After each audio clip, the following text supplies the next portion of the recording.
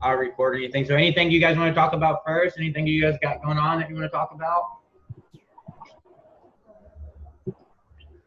Keita, are you feeling better? Yeah. Much better. Good, I'm glad. A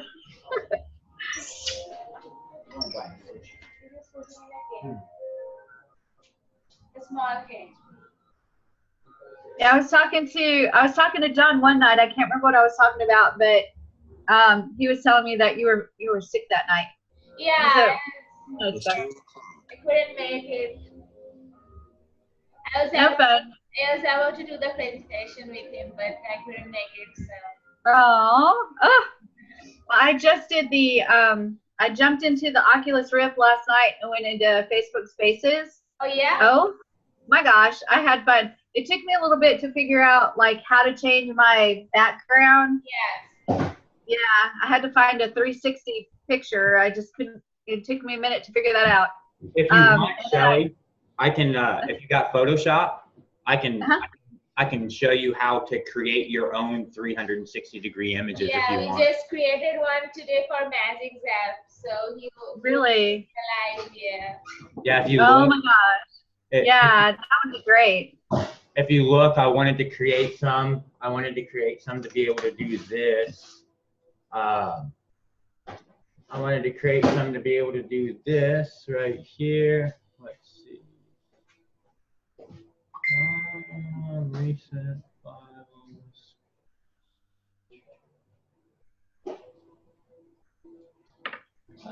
Let's see, where is that guy at? Maybe this guy right here.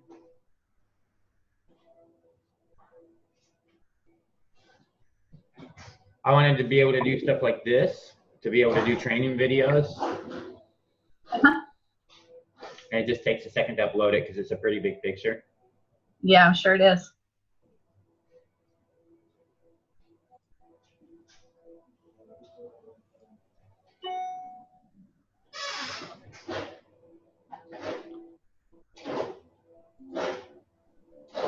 I'm not sure how much training you can do with that if it's static. I mean, I know it's eye-catching, so like from a marketing perspective, it's pretty great. Training will be pretty straightforward because I'll have these. Crap, where did that go?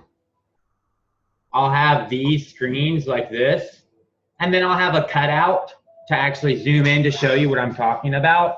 So this background is just to give a better ambience in the training environment, to show myself literally inside the software, so that while I'm making a training video, the users can understand that I'm literally like immersed inside the software, because they can see all the different screens of the software. And then I'll literally have this on another screen that I can cut out and zoom in and focus on and show the elements that I'm talking about. And then whenever I'm done and I'm just talking, then this will just be my background. So it's not like you're going to get a whole training environment because I'm standing in front of this. It just adds an additional element of coolness that they can see, okay, this guy's like literally walking around in the software. But I can show you how to make these 360-degree images. They're pretty easy if you got Photoshop. Okay, cool. I've never done them, so that'll be something new for me. What I want is a background that has plain white on it, like white,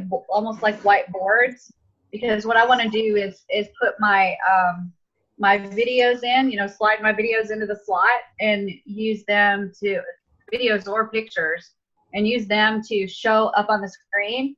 So when I've got my like my iPad thing, right, my little iPad thing, I flip the screen and show the video, and then I flip it back and show me, so I can show the video for the training and then flip it back to me and talk about the video. Just see that link that I put in the Zoom chat, Shelly? Yeah. Just go to that link and download that file. Okay. And then later on I'll show you, you'll need that file to create the 360s. But it's really super simple. Okay, awesome. Thank you. Thank you. If you're good at Photoshop, then you'll be able to understand that if you're good at Photoshop, you'll be able to understand that you'll literally just go into Photoshop on a canvas, and then you need to maintain a 2-to-1 ratio that's less than altogether 80 million pixels. So how you'll get that is you'll just get like if you do 10,000 times if you do 10,000 pixels by 5,000 pixels, then that's 15 million pixels is your area. Facebook only allows you up to 80,000 pixels, and you have to for it to convert it as a 360, it has to be in a certain format, created in a certain format, and then it has to be that 2-to-1 ratio of width to height, and it's relatively simple. Once you figure that out, then then it's literally what it looks like. Once you figure that out, then you just have, like in Photoshop, you just have a canvas like this, and then you just like, this was that other one. So this is that 360 image that I just showed you, created as a 360 image. So you just go in and create something like this. So obviously you could go in, and then this is the same thing, just blank. You start with your blank canvas however you want. So, but like even if you got like an image from, if you got Eric to go in to Builderall and make a panorama thing, he could just give you that panorama image, and you could start it in your canvas and then start editing it however you want, and even just make inside here, make your own whiteboard right inside of Builderall with a Builderall logo, and then go from there. Cool beans.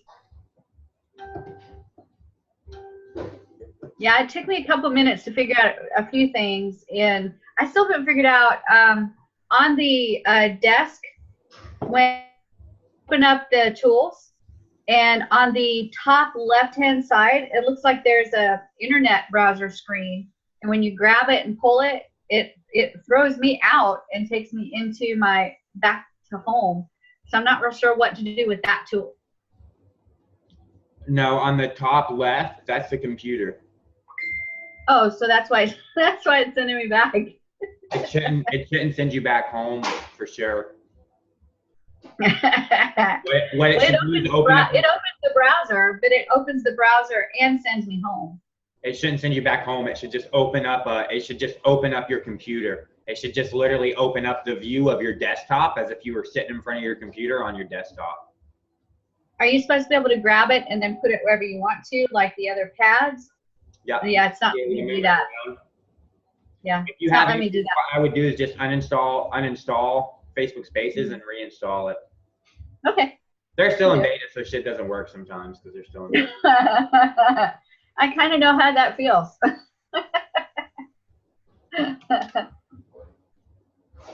It is cool though. I think there's a lot of potential there. So especially for training, just making it a completely different learning environment that looks different from what everybody else is doing.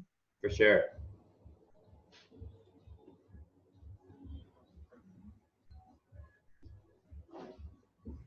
Doesn't work on Mac yet though, right? Still a PC only, I believe. Probably not. No, I think it's for Mac now. I don't think it supports. I'm pretty sure it won't support a Mac. I thought I saw. I don't know. I could be wrong. I've been wrong once or twice before.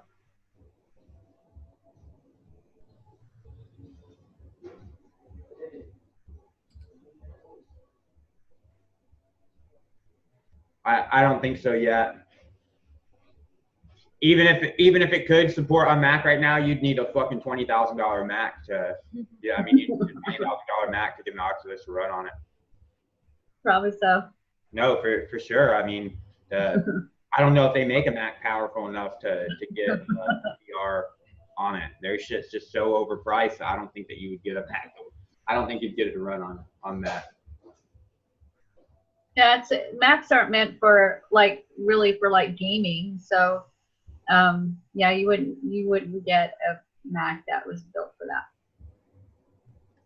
Macs aren't meant for anything but to charge you more. They are. I mean, they're good for people, I guess, that want to do graphics, but gaming not so much. So you had some future hardware ambitions there, John. You're looking at for a couple of years ahead.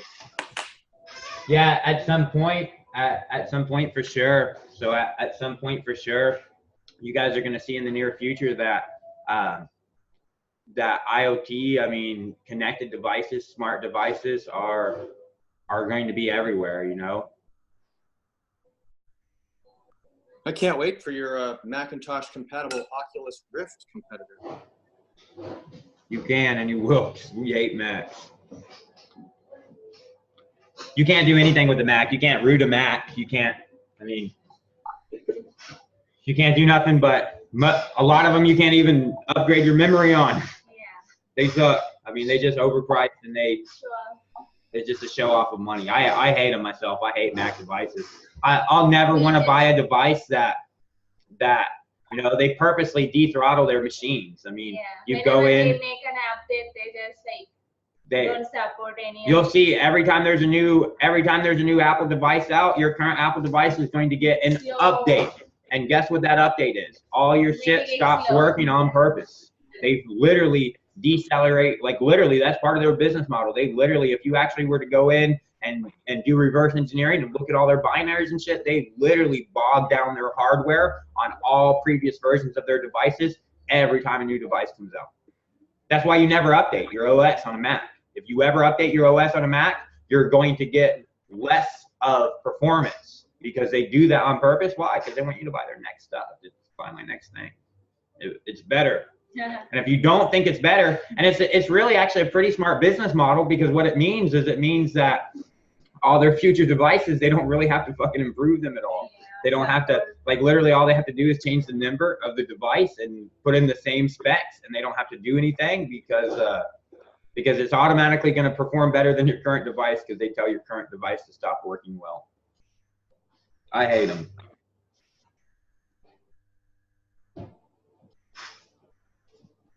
You'll have to wait, Gideon. It's not coming anytime soon from us. Gideon asked.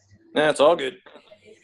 I think you should try to build some hardware for Murphy, my prosthetic leg. I need some cool stuff. I mean, they come in like boring versions. The one that I have is a C4, and it's the second best prosthetic leg that you can get. It's got a computerized knee, and it's got Bluetooth. But the only thing I can do with the Bluetooth is actually connect it to the laptop and see like how many steps I've taken and how fast I've been walking and stuff like that. But I mean, shouldn't I have like speakers in this bad boy and like Bluetooth music into it to be able to hack into computers and some RFID credit card stuff? I mean, gosh, if I'm gonna spend $65,000 for a leg, why not make it like really souped up? Sure.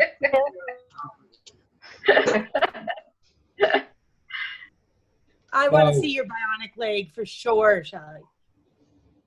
When you get it. John will make it. It will be uber cool. Oh my God.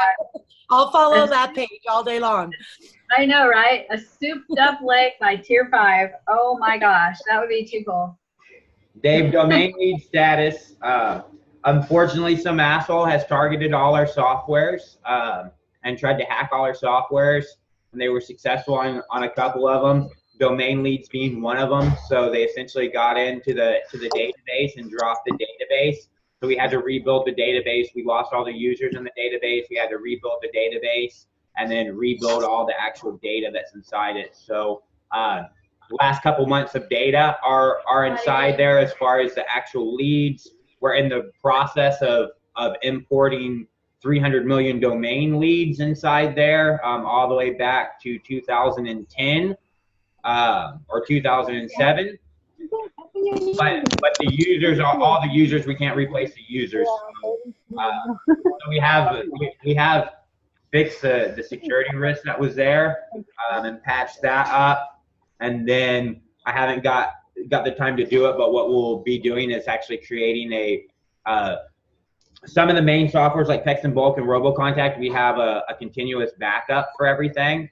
But for those smaller softwares, we haven't put into place like a redundant backup system to continuously back up data and save data. So we'll be implementing that probably sometime next month. We have a couple of resources available we're still kind of balls to the wall on Text and Bulk trying to get that out. Then we'll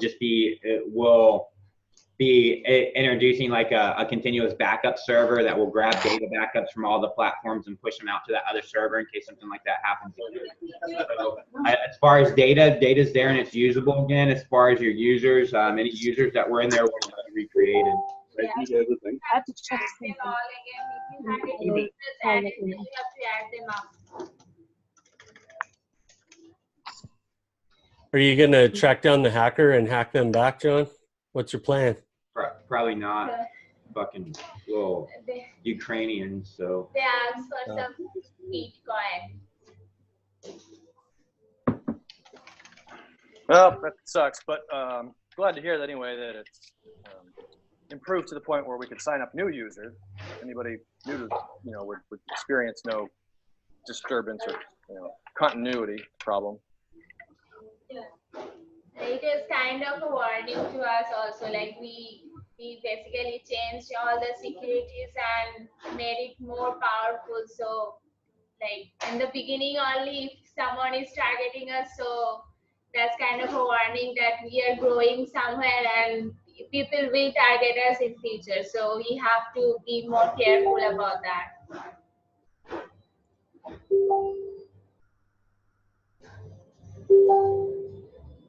So then, SB, for your question, you asked, are you looking at industrial IoT or standard consumer IoT?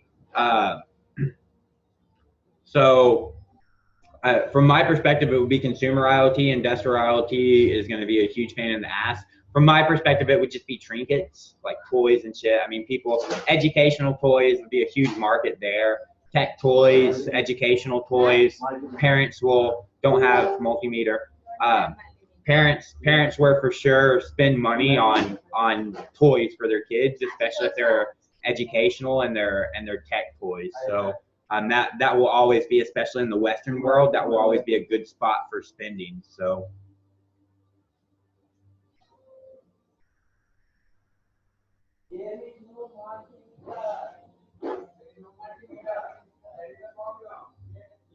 So hopefully that answered your questions.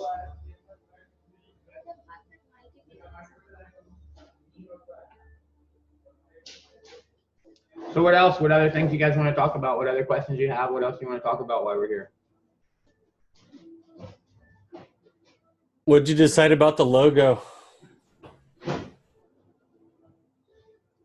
Nothing really. I mean, nothing yet really. I personally don't have a problem with our current logo myself. I don't have a problem. I don't either. But if you guys want to change it, I'm not tied to the logo. So it's like, that's all semantic stuff to me. Is like, I don't think it really matters myself personally. So I don't care if we change it or if we don't change it. It's not going to hurt my feelings. If you guys say it's ugly as shit, that's not going to hurt my feelings. I don't care. So are you. I mean, my logo's ugly. You're ugly. So what? I mean, my feelings aren't hurt at all. If you guys want to change it, then you can change it. Hey, that's bullshit. I work hard on the damn logos. No, I'm just kidding. I just saw your post, John, and I thought it was an opportunity to throw something out there. Nobody liked them. That was okay, but yeah, I like your logos. I don't have a problem with your logos. I also like all the logos our UI guy came up with. So it's like I said, I'm indifferent about it. I don't want to market software. I don't really want to sell software. I don't fucking want to pick logos and stuff. I just want to wear stupid hats and build software. If you guys all think that we need a better logo, let's do a better logo. I'm down for it. If not, like I said, I'm indifferent about it. So.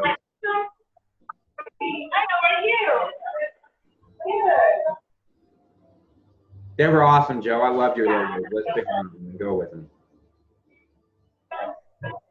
I was actually going to make one with a monkey. Yeah. I was going to put a monkey showing 5 fingers. About 25 B, about 25 maybe max. Is everything ready now to add new users? I've added a few myself, but everything is ready to add users for all the different softwares. That's been ready for quite some time, but yeah. Yeah, I've been adding them for a few days, but I thought maybe you were doing something else that might hinder. Nope, everything's good. We are in the middle of rebuilding the affiliate platform on a new modern framework so we can expand it out and add some additional functionality and stuff in there for you guys. Great. And be able to allow for different user roles. One of the things I'd like to be able to do is be able to have it where you guys can put in like your own training materials and your own courses and stuff for people that you sign up. If you add users in there, that they'll be able to go in and access training materials and course materials that you can upload. So it's just a pain in the ass right now to build and expand out that platform because it's a platform that we built when we first started Tier 5. So it's built. It's about 6 years old. That's just not good anymore. So it's a pain in the ass. It's a pain in the ass to support and build on top of. So I'm having them. I got a team of people that are rebuilding it to make it easier to support, and then also to get some experience on the frameworks that we're going to be using for our chatbot builder. But yeah, everything's good to go. All your automations and stuff should work just fine on adding users in.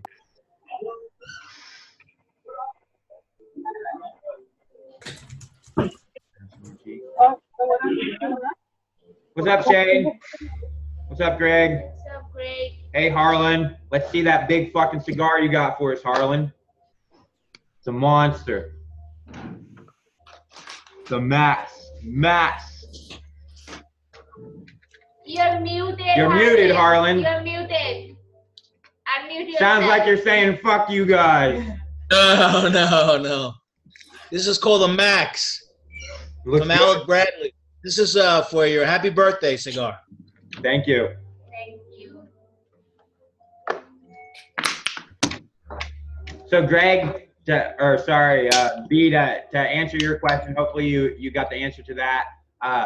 Maybe 25 maximum still is what we would take on.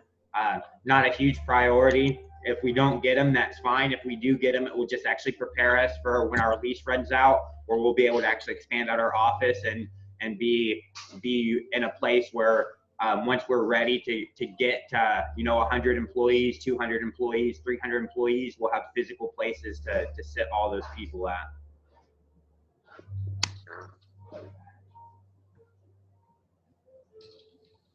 So Mukesh, you said, is there any provision for the IC members to have visibility on all the enhancements being made to all the Tier 5 software? Sure. I mean, I could go in, and I've been thinking about that, like making a weekly memo as far as letting you know what's been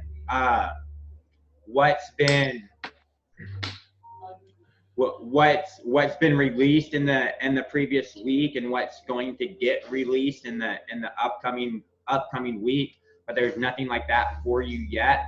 I have been trying to figure out what the easiest way is to get it set up and to make sure everybody actually has access to everything. So yeah, I'll put that in place. I can't tell you that it's going to be in place tomorrow, but I can work on getting something like that in place. And you also said, I read the post on the future plans, office, people expansion. I was thinking you could phase in the expansion, e.g. 4Q19, 1 quarter off of move, and 20.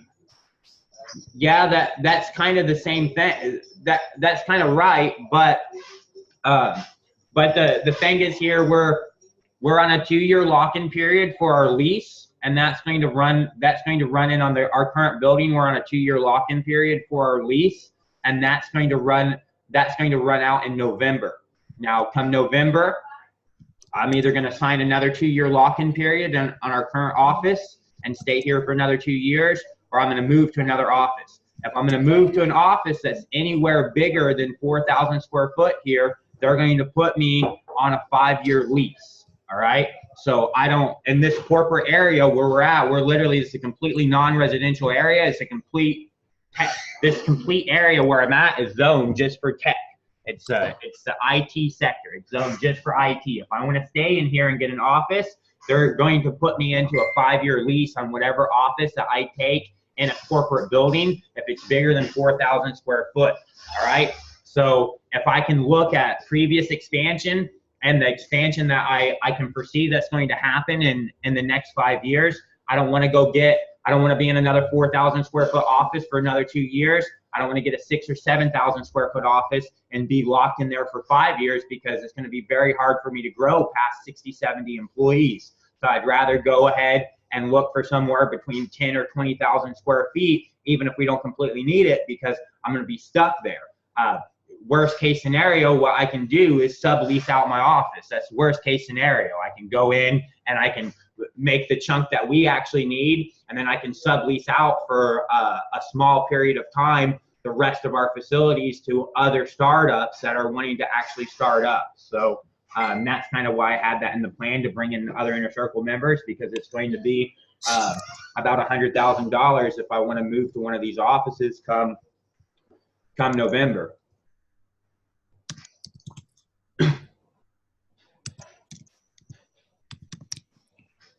Is there a possibility for someone to see the books if that person isn't a partner yet? I would say no. I don't know why they would see, why I would show anybody the financials if they're not a partner yet. Yeah, like I got that question from this guy. He asked like a bunch of other stuff, but that was like one of his main questions. And you can hear me, right? Yeah, so let me see.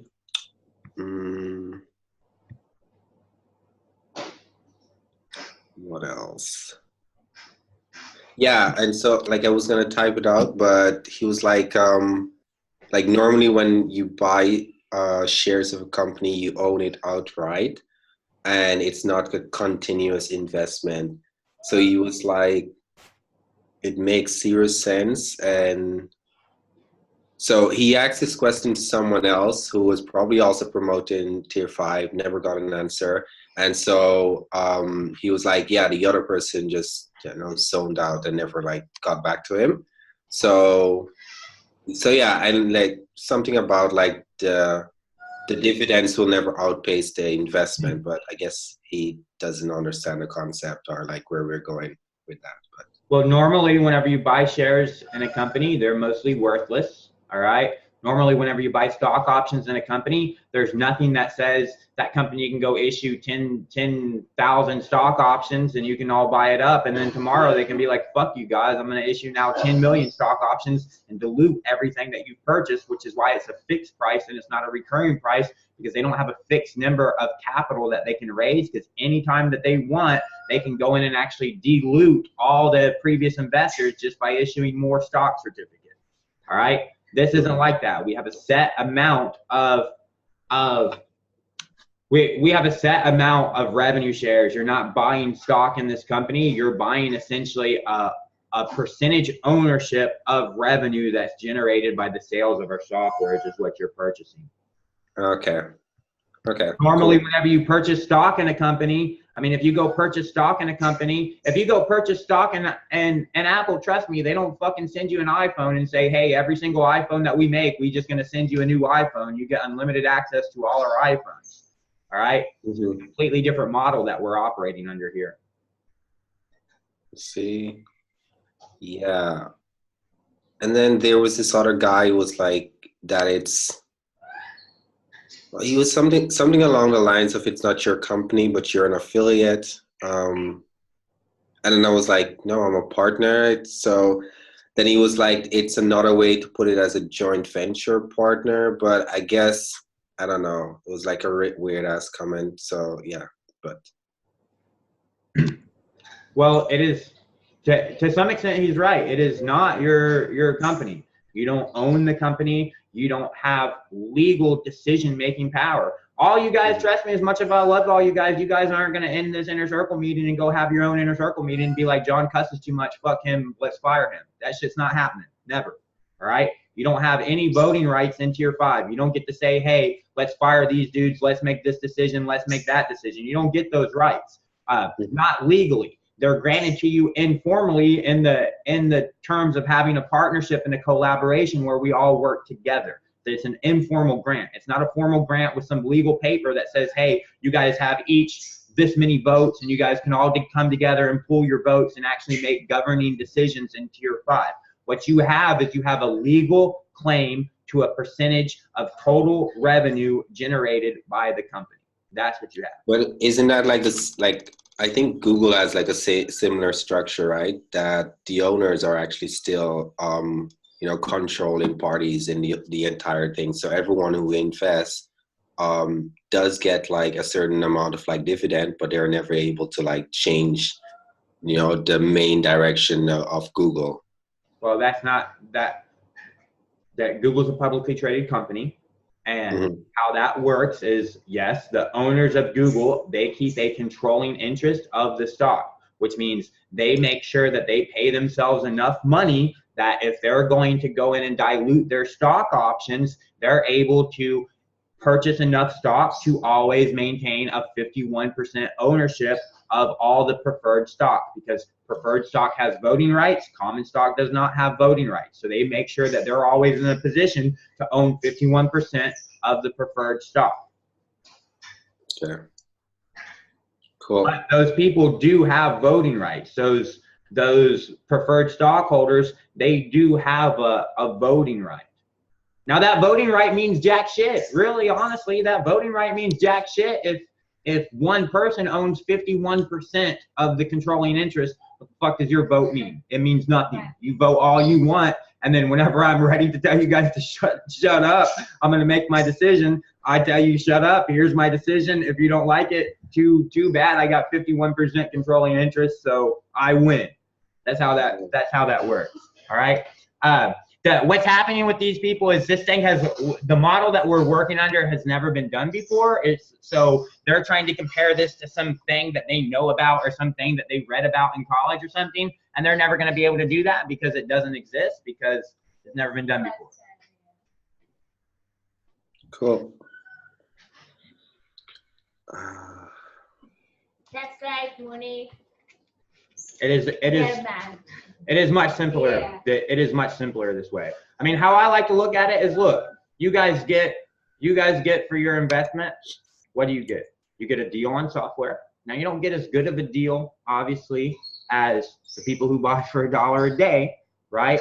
They get a better deal than you, but you still get a deal on all the software. You get all the future software. You get the benefits of being able to actually sell the software and grow your list. And at some point in time, when the new softwares that we create are out there sitting looking like ClickFunnels that are generating, you know, $6 million a month, $8 million a month, you guys get a fat fucking paycheck because you enabled us to be able to build those things.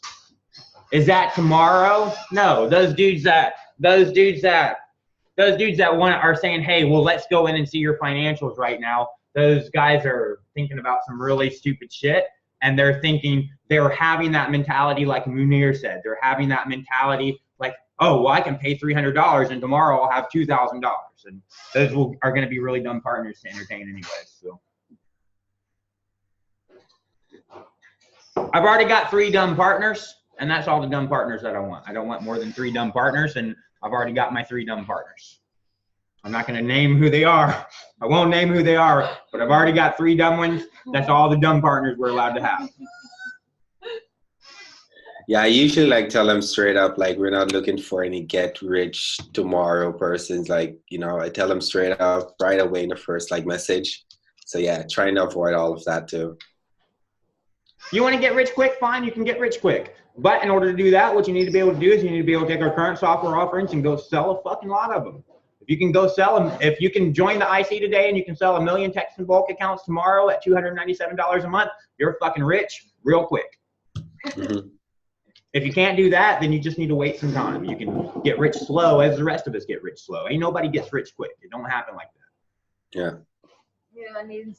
There's only one type of people who get rich quick, and those are the people who sell get rich courses. They sell get rich courses to dumb people. Those people get rich kind of quick. And churches get rich pretty quick too. But they Purchase. Yeah, that's true. Yeah.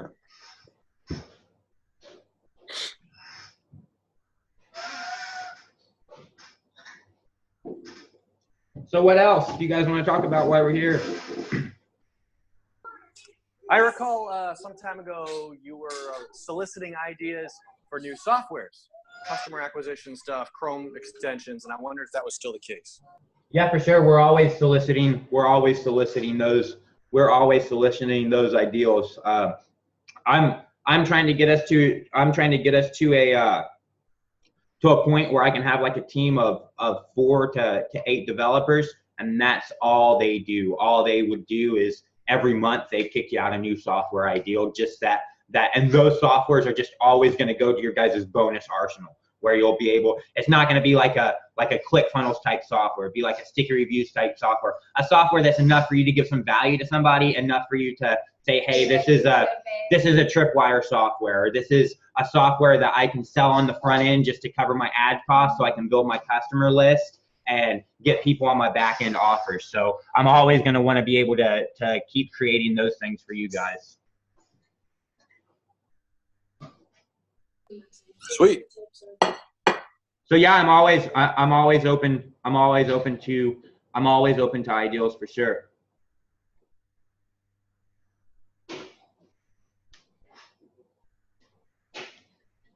And yes, Mikesh, we have an update scheduled for the speed and the database optimization for the February, and then the design update by April.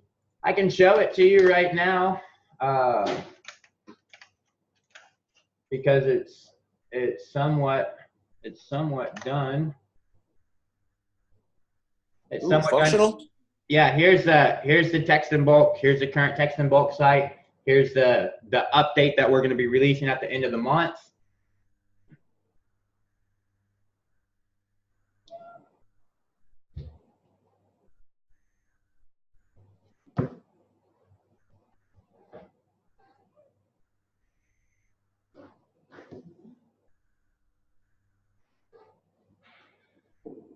Were you also gonna? Weren't you talking about renaming text in bulk as well? For sure. Is that part of the upgrade? No, not necessarily. So the update that we're releasing right now is just all about architecture, infrastructure, database optimization as the data gets larger, and just overall modularity of the code base, so that it's easier to add new features and functionalities on. So that will release at the end of the month, and then yeah, by the end of March, we should have the new UI updated with a long list of new features that people are wanting, that are going to help you out. I'm hoping by June.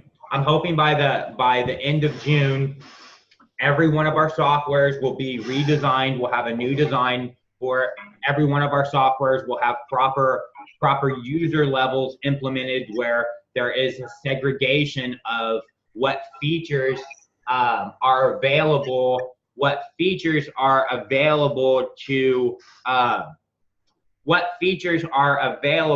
to users based on their user role, whether they're at a basic plan or a premium plan, and some extension in the database that essentially distinguishes a user that's came in naturally through text in bulk and signed up, and a user that has been added to the system through your API, so that if a user decides to upgrade from a basic plan to a premium plan, if they came in naturally through text in bulk, they'll be able to do that right through the platform. If they were added in from an API, then it would actually send them a message to let them know that they need to contact, whoever it is that signed them up to make the payment arrangements to get upgraded and everything. Because I don't want to have to deal with partners saying, well, John, I signed up 17 people on the basic plan, and they all upgraded to the premium plan, and now I'm only getting 70% of that instead of 100% of that. And then even us have to do the financial overhead of going in and reconciling all that shit and paying all that shit out. Sounds great, Hey, John. Would that mean when it's relaunched, is it going to be available for Australia? Is that right? Yes. That will be done in this. That's one of the big features that's getting done. And by the end of this month, is it's going to be, I want to say, a global platform. It's kind of sort of a global platform. There are limitations based on Twilio and where they allow you to get dual functionality numbers from. So you will be able to contact almost any country in the world, all right? But you will only be able to get phone numbers from countries that have dual capabilities, all right? So if a country is supported by Twilio and it supports voice and SMS on the same SIP, on the same phone number, you'll be able to buy phone numbers from that country and use those phone numbers. If it isn't available, like for example, India doesn't have dual capability phone numbers. You have to get one phone number for phone calls, a different phone number for SMS. So that's going to be too big of a pain in the ass for users to be trying to make phone calls from an SMS number or make SMS from a call number. So you're not going to be able to purchase numbers from India, but you will be able to contact Indian phone numbers from a US phone number or from an Australia phone number. You'll be able to text them and receive text from them or receive phone calls from them. You just won't be able to buy a number from that location until Twilio makes it available. Sounds good. Thanks, John. Yep. Will you be able to call those areas and countries with, I think in text in bulk, one of your lives you were showing when you were doing a demo and doing the automation and people answered the phone, you're doing it on your computer. Is that an option as well to be able to call those countries, and how's that feature set up? That's something I want to do right away and hook up. For sure, you'll be able to call almost any number in the world. Some numbers we're not going to support, like Pakistan, because I don't want to call them assholes, but their number system is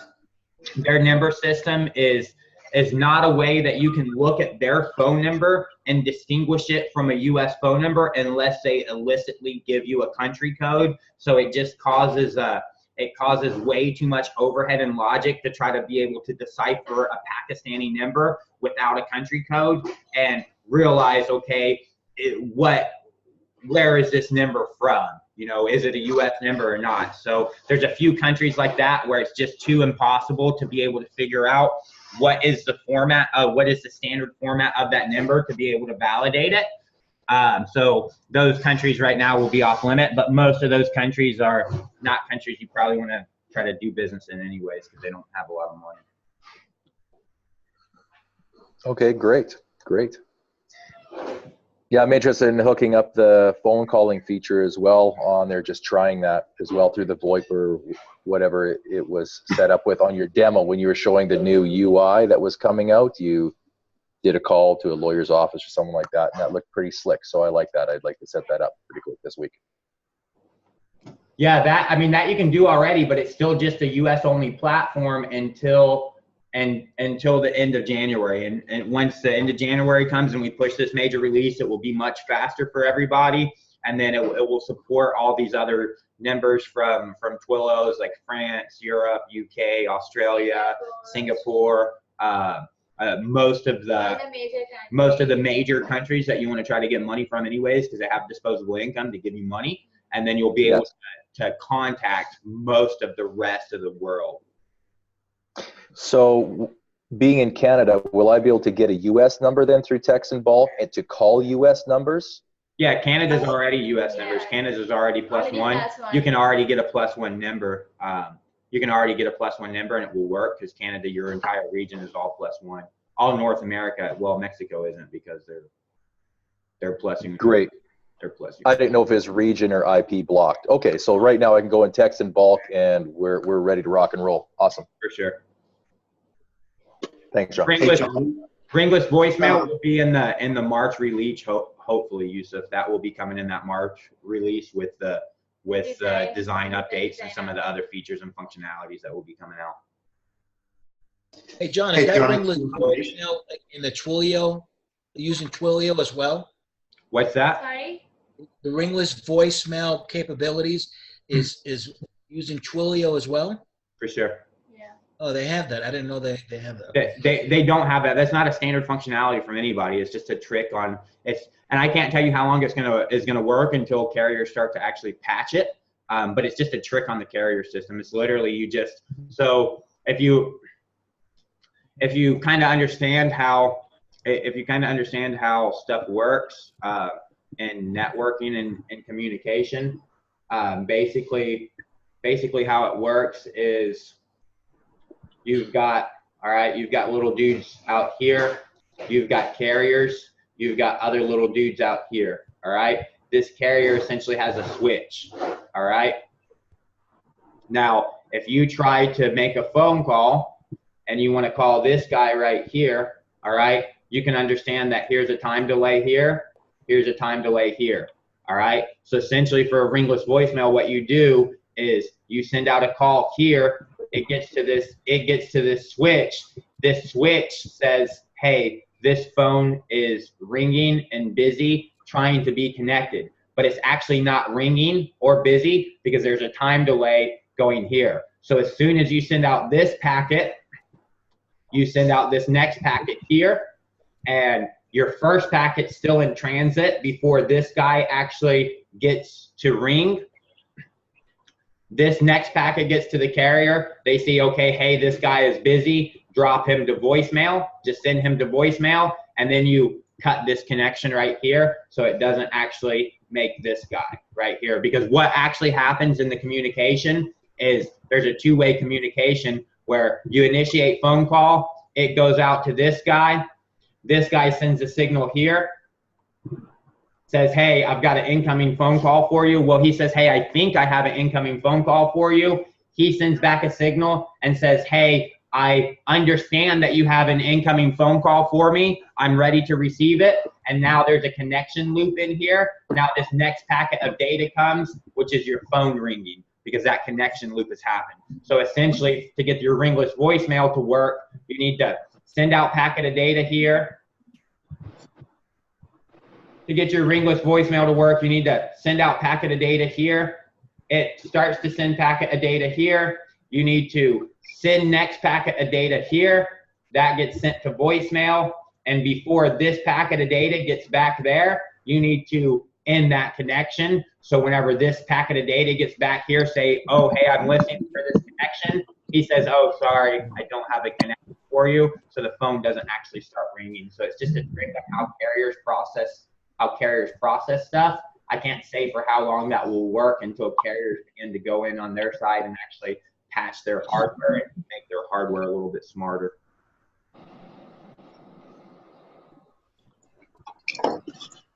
Hey, John, what would be the best way to check the dual capability for any country? Would it be the Twilio, or is there any other way to check the functionalities available? For sure.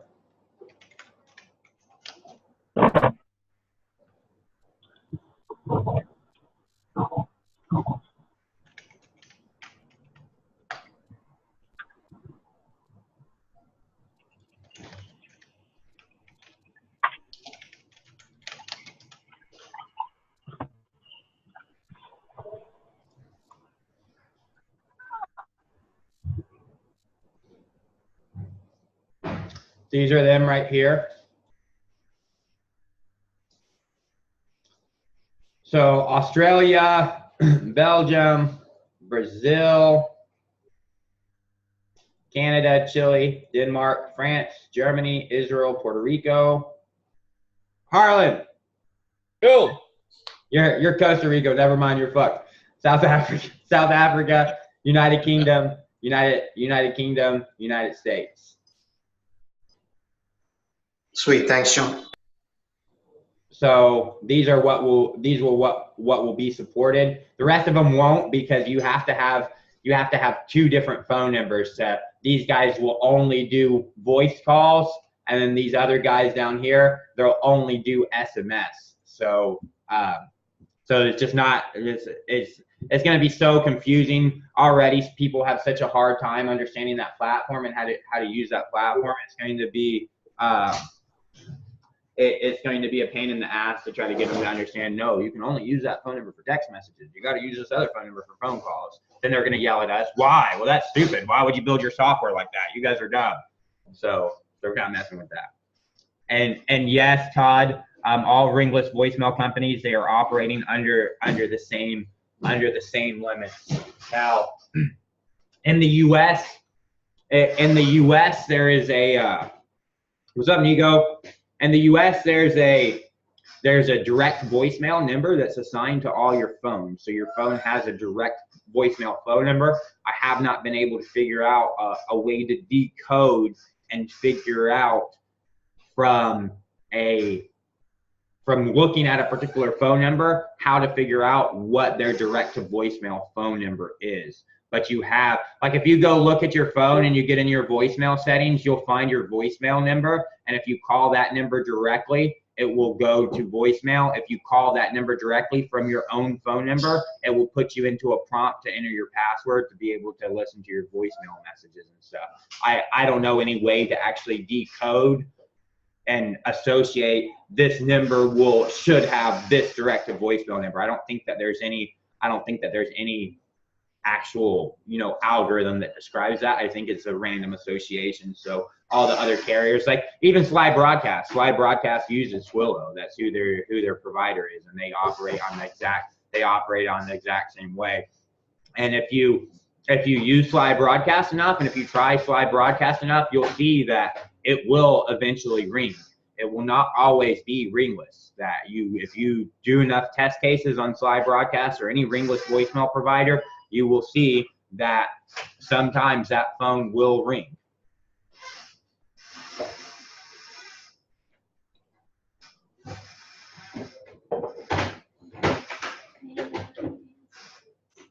So yes, I've been trying to work out an agency model. That agency model would be something that kind of helps everybody. Something that helps everybody out. I haven't put a whole lot more thought into it.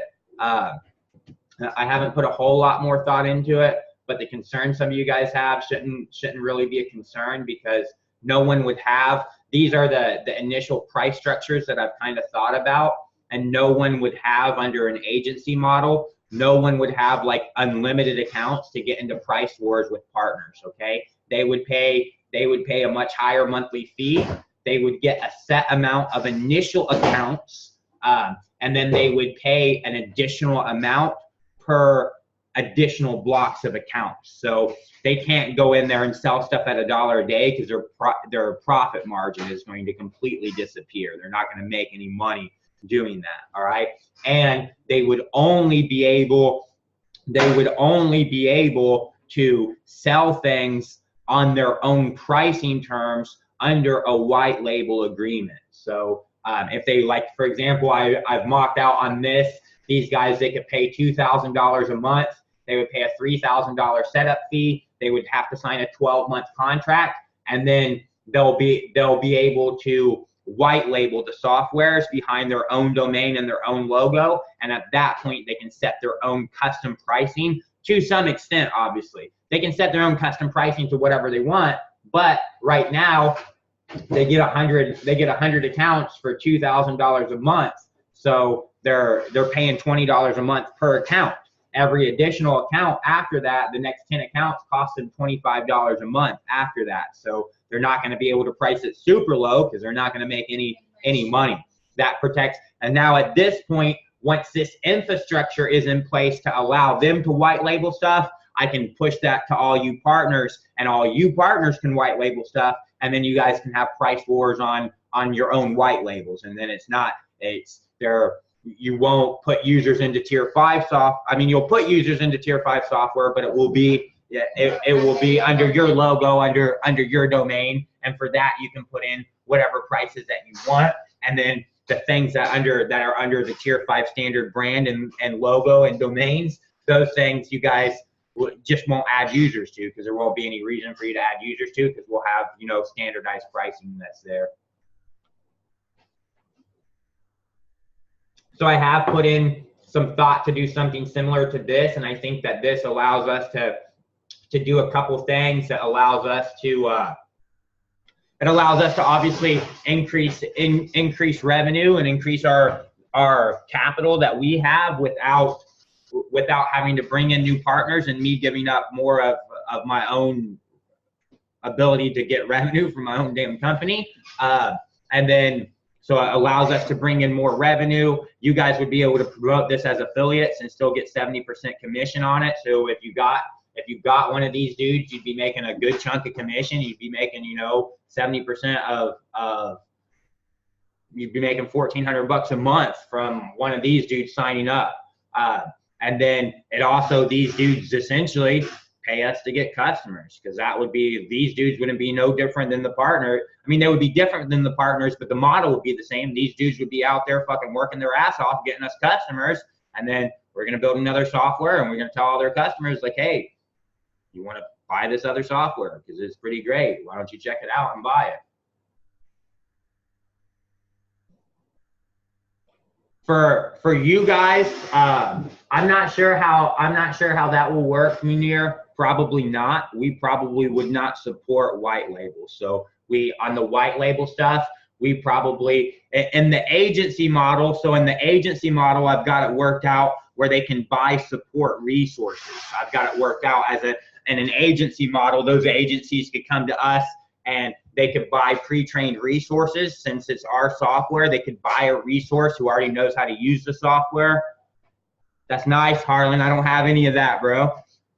They could buy a pre-trained support person that could handle all their support, and that would be an additional cost for them. So most likely, if we did white label, most likely we wouldn't run your guys' support. You guys would be responsible for that support most likely. I think that would be the best way for everybody, to be honest. I think it would be hard. I think it would be hard for a support agent over here for me to have a support agent trained to be able to support. Like, I don't even know how we would deal with all those incoming tickets and him have to be able to, on the same exact software, know and always remember, what brand am I running support under? Who's the contact person here? So I don't think it would be the best idea to do support on the white label stuff.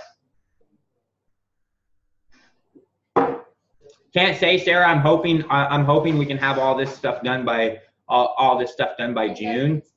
I'm hoping, but I can't say for sure. A lot of the stuff is a pain in the ass, like text in bulk. It's a text in bulk to white label text in bulk. It's going to be a pain in the ass because it's a manual process. I mean, we've got several other different applications that are dependent. Like there's no way I got to create a Zapier app for every single one of them. That's a manual process. I can't automate that process. I got to create a Facebook application and get that Facebook application approved by Facebook for every single one of them. I can't automate that process. I could use a generic application, and that's not called text in bulk. It's called something else for people to authenticate into Facebook with. That I could do. That's also going to be a pain in the ass because a user is going to be inside text in bulk. We're going to authenticate and see a different app, and then it's going to be a pain in the ass for all the data coming into that one app. I'm going to have to have a whole nother app that will take data in from the Facebook app, look at it, and try to understand which one of these white labeled apps to send out that data. So it's going to be a manual process to create that Facebook app, to create the Zapier applications, which is why in the agency model, I put a setup fee for everything because it's going to require an engineer a couple days to go create those apps, create the servers, create those Zapier applications and launch those. If you look at all these other softwares that they offer white label out of the box, you'll see that it kind of works only in two ways. They've got a super simple application that there's no real complexity to it, so it's really easy for them to just clone that application in an automated process, or the white label is essentially all the same application, and they allow you to put a different logo, and then they just do essentially like a CNAME with URL masking. And if there were any internal applications like a Zapier app, then that would all be under one label because they don't go in and do like 20 different Zapier apps that do the same thing.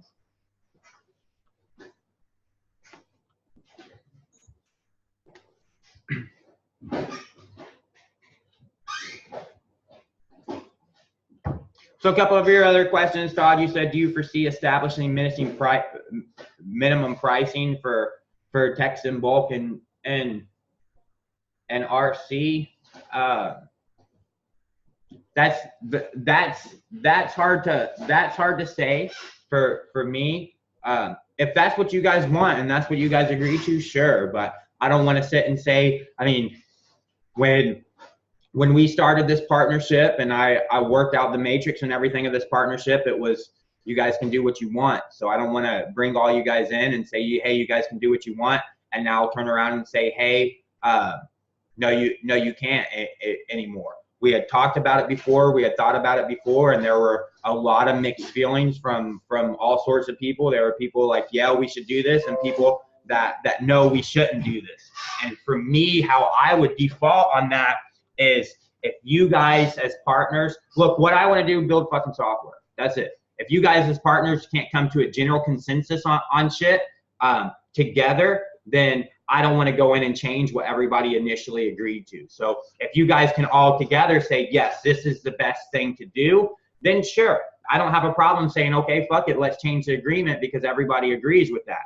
But if I can't get everybody, or at least the majority, even think about it. Even if I get 60% of you guys to say, yes, that's what we should do, then I still don't want to do it, because if the other 40% drop out, are the rest of you guys going to increase your fees and start paying it? Am I going to fucking pay the rest of the shit out of my pocket? Or am I going to have to go back to the board and try to get new partners and then explain to them, oh, well, we lost a bunch of partners because we started this offer and then we changed that offer, and then people got mad because we changed that. I don't really want to go through that. So if that's what all of you guys really want to do, then I'm fine. From my perspective, every software that we have right now, I don't care about. I care about those softwares, but not from a money-making thing. Those softwares, to me, I don't want to make any money with those softwares. I'm going to make a shit ton. We're all going to make a shit ton of money with those softwares, but the way that we're going to do it is those softwares are going to acquire us a whole bunch of customers, and are going to create a whole bunch of customer goodwill, so that whenever we say, hey, we got a new software, we're going to have 500,000 fucking people that listen and say, what is it? Can we buy it? Where do we go buy it? And we'll just be like, wait, just wait. It's coming out next week. And we'll fucking give you a link to buy it next week. And we'll run like a 24-hour sale, and we'll be like, hey, if you buy within 24 hours, it's normally $97 a month. If you buy within the 24 hours, it's going to be $47 a month. If you don't, then pay the $97 a month, and you'll be able to put a shit ton of users into any new software. So for me, I don't care if you guys have price wars. I don't care if one dude tries to sell at $1, another dude tries to sell at $2.97. That if you can't take the software and put other additional value in it to get somebody to want to purchase from you, then I would say I would honestly say that's your fucking problem, because I'm not a marketer, I'm not a sales dude, and I can get people to pay $2.97 for text in bulk, even though I myself sell the same shit for $1 a day. I still have people that pay me $2.97 a month for it. All right. So I know it is doable. It is totally doable. One of our IC members today just sold a lifetime deal for all 6 softwares for $5,300. Fucking lifetime deal for 6 softwares for $5,300. All right. So I know it's totally possible. It just depends on what on if you're trying to race to the top or if you're trying to race to the bottom. So I don't have a good answer to answer if I think that we're gonna have some minimum price point. That's really up to you guys and what you guys want to do. John, I just have a general question on the existing structure on the return on investment versus user base, and there is a huge variability in the market, so it's hard to predict when our return on investment will come in. I want to know when, in the larger sense. I know that's one aspect what personally we can handle, but can you shed some light on that portion, on the general equity share that we enjoy? Yeah. So realistically, not before 12 months. Realistically, not before 12 months. 12, 18 months, 24 months, and that all depends on what return you want, what return do people want on an investment. All right. Okay, so like for me, I'm sorry, but okay, so just to step in to keep with the theme of what you put your energy toward, conservatively right now, top tier, 6K investment, you guys are neutral.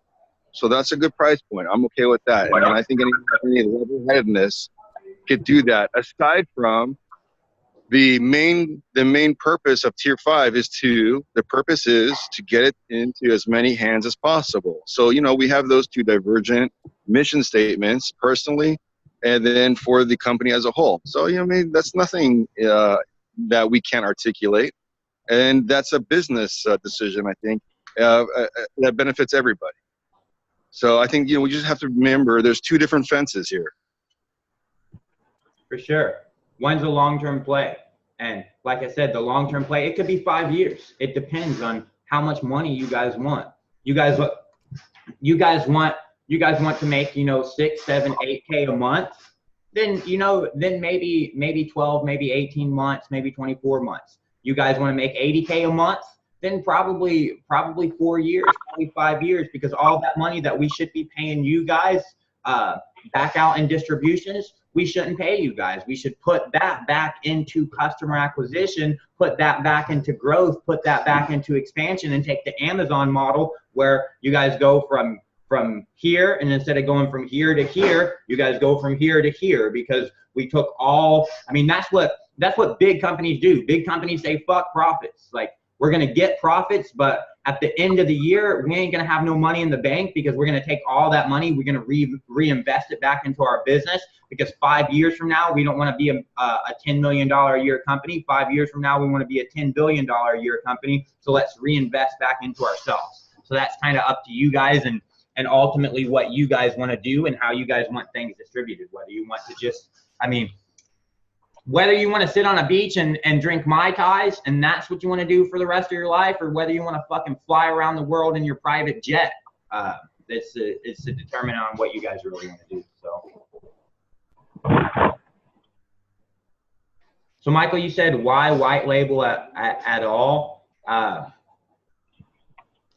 lot of people want the white label option. It also helps you with your own brand, and it helps with stability if we're not going to put in price limits and say, okay, you guys all have to sell software at this price, and that's the price that you have to sell it to. It makes us look more real, because users aren't like, what the fuck's going on with this company? It's like their prices are all over the place. I can get this shit from, you know, I can pay $5,000 for a lifetime deal, or, you know, I literally sold one the other day for $10 whenever I was fucking testing out and sending invoices. You know, it's like, imagine that dude that just fucking sold a lifetime deal for $5,300.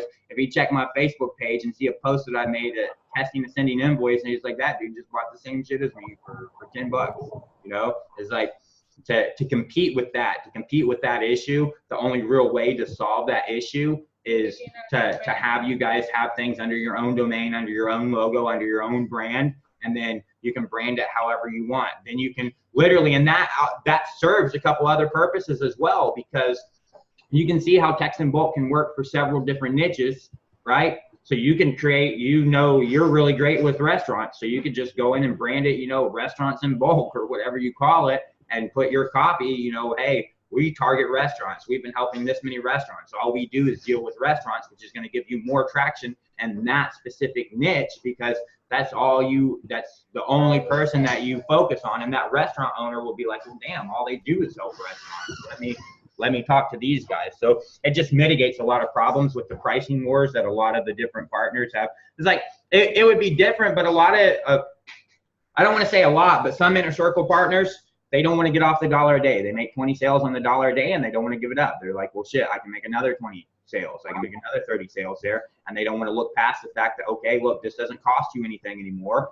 It doesn't cost you any money. It just costs you your time, and invest a little bit more time to make higher ticket sales and increase your prices. They don't want to do that. So now you guys are competing with price wars, and you're all having to stay at the same price. So white label is the only real, outside of saying, look, you guys can only sell this at 47 or 297. I don't have any way to police that. There'll never be a way to police that whatsoever because you guys are collecting money on your own.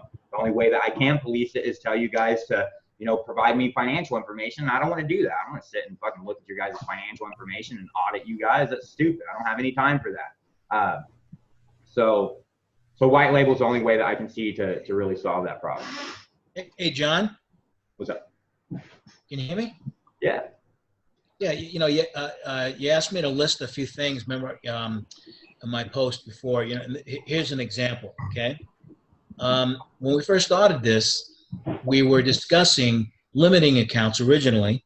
Okay, because there was a certain amount of, you know, these to eliminate these type of issues in the future, and we've even discussed getting down to 35. That was a number that we first started, you know, going from unlimited to 1,000 to even down to 35, which you agreed, you know, you liked, you know.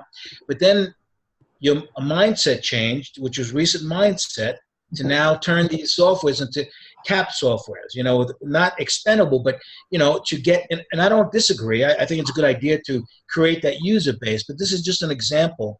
And I was making this in reference to showing up at these meetings to understand what's going on, because if you miss one or two meetings, then you'll have no idea what's going on. And then you think people now, since this idea with, you know, these softwares cap, where you pretty much can just give them all away, has created some collateral damage, which is now this white label concept, which I would agree as well.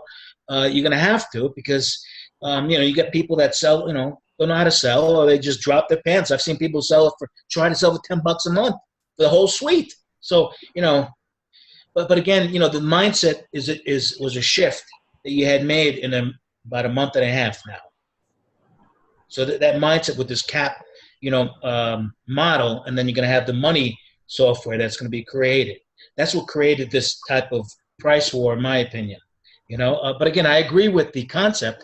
You know, use the software to build this customer list. You know, but this is where the confusion lies, where, you know, going back and forth, what's going on. You know, this is what I mean by changes.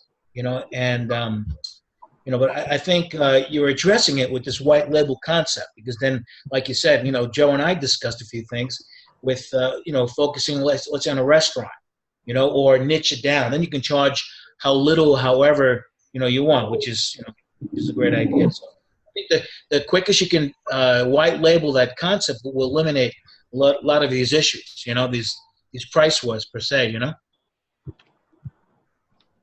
For sure, and I try to keep from things just. I mean, do you disagree with what I just said?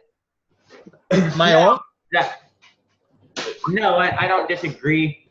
I don't disagree really with what you said. Sure. I mean, some of my thought process has essentially changed for sure in terms of the software, and that I think the model is relatively the same. I mean, I don't think that anything that you guys signed up for and agreed to when you signed up has changed whatsoever. Everything, all the terms and conditions that whenever you signed up for, those are all exactly still the same. There's nothing that's changed whenever you guys have actually signed up. That's all remained the same. All right. I mean, it's evolving. It's evolving. It's not expected to be a cookie cutter type of scenario, and I'm not expecting that either. You know, we got to adapt. We got to, you got to learn, because it's all new. This is not a, exact. This is so you're working things out, which is understandable. Like I said, I think the mind shift is a great change because it makes a lot of sense. But these price wars and these collateral damages that someone this is just some of the effects of that mind shift as an example. For sure, that the mind shift on the software, it was. I mean, these softwares all came from my brain. Like literally, I got blood in these softwares. I got sweat in these softwares. I got fucking 3 years of no sleep in these softwares. So for me to at first to think like, look, fucking dudes are just gonna give this shit away.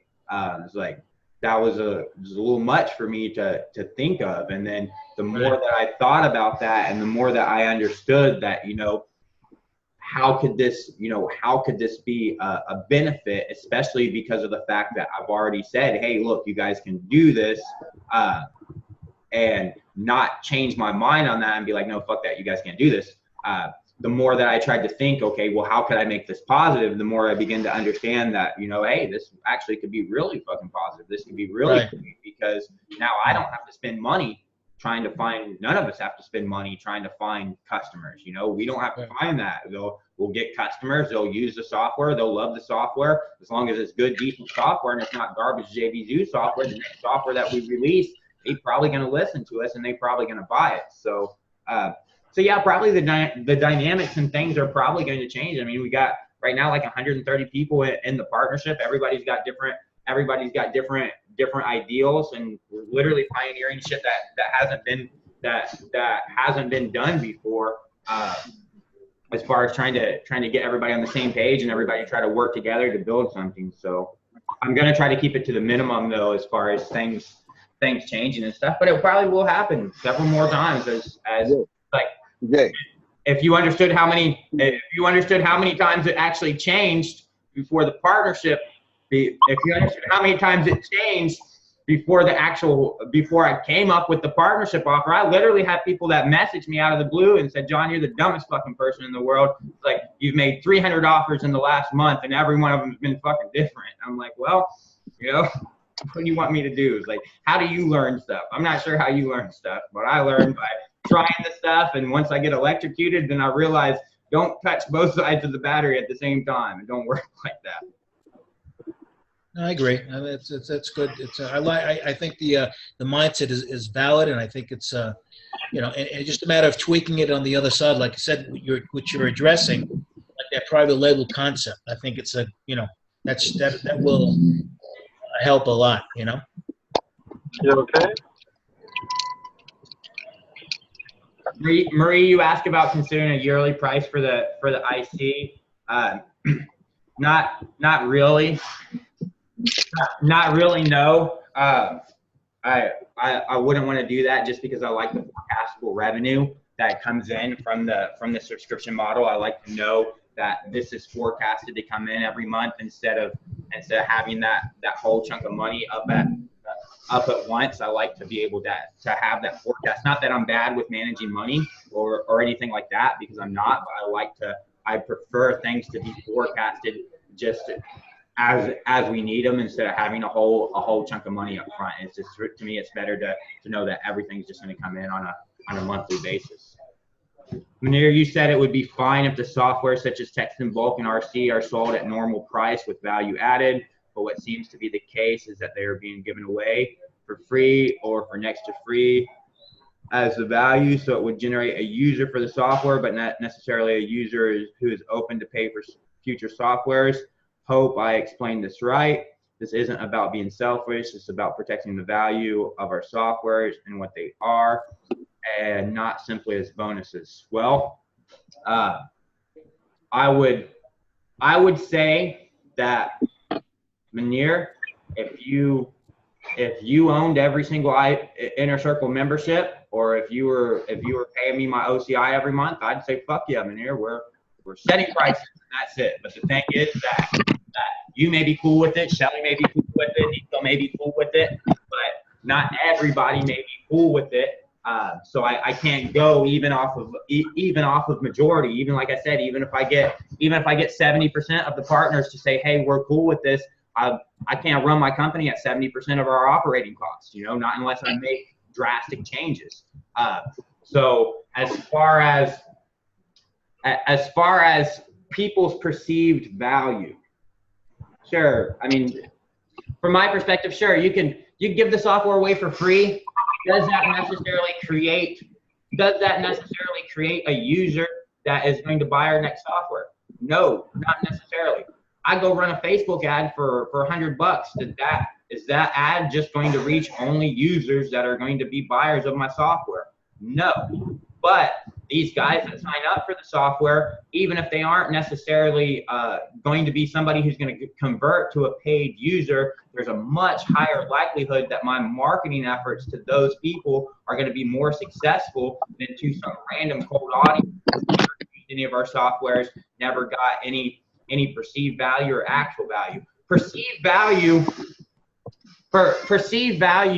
is only a face thing. It's a facade, right? Like you have a perceived value of a steak because it costs $200. You have another perceived value of a steak because it costs $10.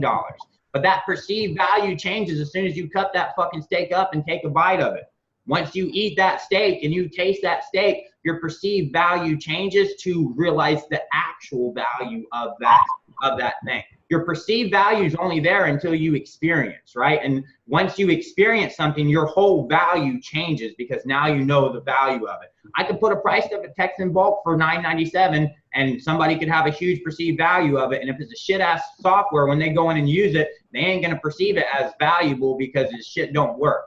If I put a price tag at $17 on it, they may not perceive any value there. They may say, hey, this stupid ass software, it probably don't do anything at 17 bucks. As soon as they use it, they're going to get a real actual value and they're gonna be like, God damn, what fucking these dudes, why are they selling this shit 17 bucks a month? This shit is full of value. Now, when I send those people my next software, they're gonna be like, well, damn, that last software they charged 17 bucks for and that shit was worth like $1,000 a month. For sure, I'm checking out this software to see what it's all about. So I think that perceived value is just a facade that people get before they actually get to experience the real value of something. Shelly's reinvesting. She's gonna reinvest. I was saying that when you said you can either have the Mai Tai on the beach, or you can have the $1 billion whatever, and you were talking about either get your money now or get your money later and get more money later. And my thought is definitely to reinvest and get more money later. For me, you guys all have your own businesses. You guys all have your own ways to make money. I want us to be able to work together collaboratively to build software and make money. All right. I don't want this to financially hurt you and financially burden you. That's why every software that we have, I built way before I met you guys. Like I built that shit way before I met you. So for me, I'm fine with that being a tool for this to be a stabilization thing for you guys. Be a no cost investment. I don't have to, that alleviates a lot of shit for me. I don't have to be out there marketing, selling stuff, trying to make money. You guys can do that. You guys can break even. You guys can make money together as a collaboration. We're going to launch new software. We'll get lots of money from that together, you know, in the future. All these current softwares, they weren't built in a collaboration. They weren't built under a partnership. They were built by my partnership with me and all my partners out there. Here's what I like about it, John, the way we have it set up now, is that every single person that I'm seeing on the screen right now probably has a little bit different things that they want to do with the software. Some of them want to give it away because they're trying to sell it. Some of them give it away because they've got a team they're working with and this is going to help their team. Some of them want to maybe give it away for a short time and say, hey, you can get this free for the next 2 days, but then after that, you're going to have to pay this much money because we're launching officially. Or you want to skip all that and just go ahead and start charging and launch it officially. Or you can do a fire sale and have it sell low and start to get higher. There's a bazillion ways to take the software and do what you want to do to help grow your business. And you've not really limited us in any way. And that's what I think is very valuable about being in this group is I can think of 1,000 ways to use this software. And every single way it helps my business in one way or another, whether it's a direct sale that's making me dollars right away, or whether it's using it as a tool to bring people into another business so that it makes me dollars kind of indirectly. So I think it's great, and I'm super duper excited to be a part of it. Yeah, I would agree with Shelly. Hey, John, can you explain the concept of the white label visually? You mean like you can just go into your account that you create and it, you know, and you can change the domain and you know, just change the name of it? Is that what it is? Yeah, you would. I mean, visually there wouldn't be like a visual interface for most of them. Some of them, like sticky reviews, I could let you white label really easy because there's no other external apps that deal with sticky reviews. So I could literally just make an interface that says, hey, here's like a new user type of account, which would be like a white label account. And then You would log into that account. You would set your domain. I'd give you instructions on how to point your domain to our server. Okay. You would put in your logo, and somebody would go to your domain. They would be in our application, but they would see your logo, and you would be able to see those users underneath you. For something like text in bulk, we'd have a little bit of overhead on our side where we'd have to set you up a new server all on your own server. We'd have to launch your Zapier app. We'd have to launch your Facebook app, and we'd update your logo and stuff like that. So it would just be, it would look the same. It would look the same as text in bulk to some extent, but you would be able to change like your color schemes and stuff like that. It would just be, it would have your logo, it would have your domain, it would just have all the core functionalities. Part of what I'm planning with the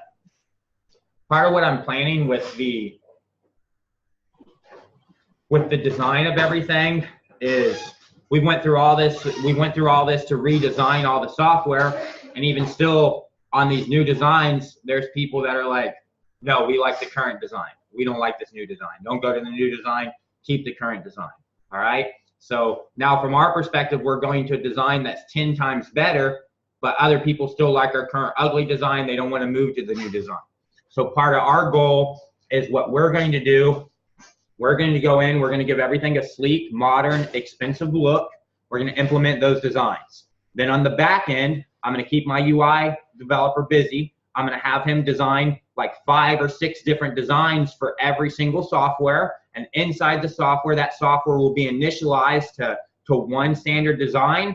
And if my user or your user does not like the way that design looks or does not like the color scheme of that design, that user will be able to go into settings. He'll be able to pick from 1 of 5 or 6 other different designs, pick that design, and then he'll be able to change the color scheme of that design so that he can actually have a dashboard and a software that he thinks is beautiful and that he likes, because that itself, like, it's proven in the SaaS world that if you look at a software that allows a user to upload a profile picture versus a software that doesn't allow a user to upload a profile picture, that first software that the user can arbitrarily put a fucking picture of themselves, that user stays longer because they have a better connection to that software. They're like, oh, I see my own face. That's awesome. It's a stupid thing of human psychology. So if we have a user and he does not like the way that our software looks because, you know, his ex-wife's favorite color was blue and she cheated on him with his brother and they're now divorced and our software is blue, he's going to hate our software. And every time he logs into our software, he's going to be like, fuck that bitch, man. I was fucking kill that bitch. So if I just let him go in and be like, oh, don't worry, buddy, change it to orange. No big deal. Just click that button, change it to, here's a whole different design. Just use that design. It's yellow and red. All right. You like those colors? That guy is going to stick longer. He's going to feel like he has some control. He's going to be like, damn, change the whole way this looks. I love it. He's gonna feel like he designed he's gonna feel like he designed it. He's gonna be like, damn, I designed this, right? So now if we implement that, it's gonna allow our users to stick more. It's gonna allow them to create a bigger bond and connection with our softwares, which means they'll stay users longer. And then it's gonna make facilitating your white labels much easier, because if we have 7 different platforms all the same, you guys can pick from, you know, 7 different designs and be like, you know, well, we want ours to look like this instead of like that.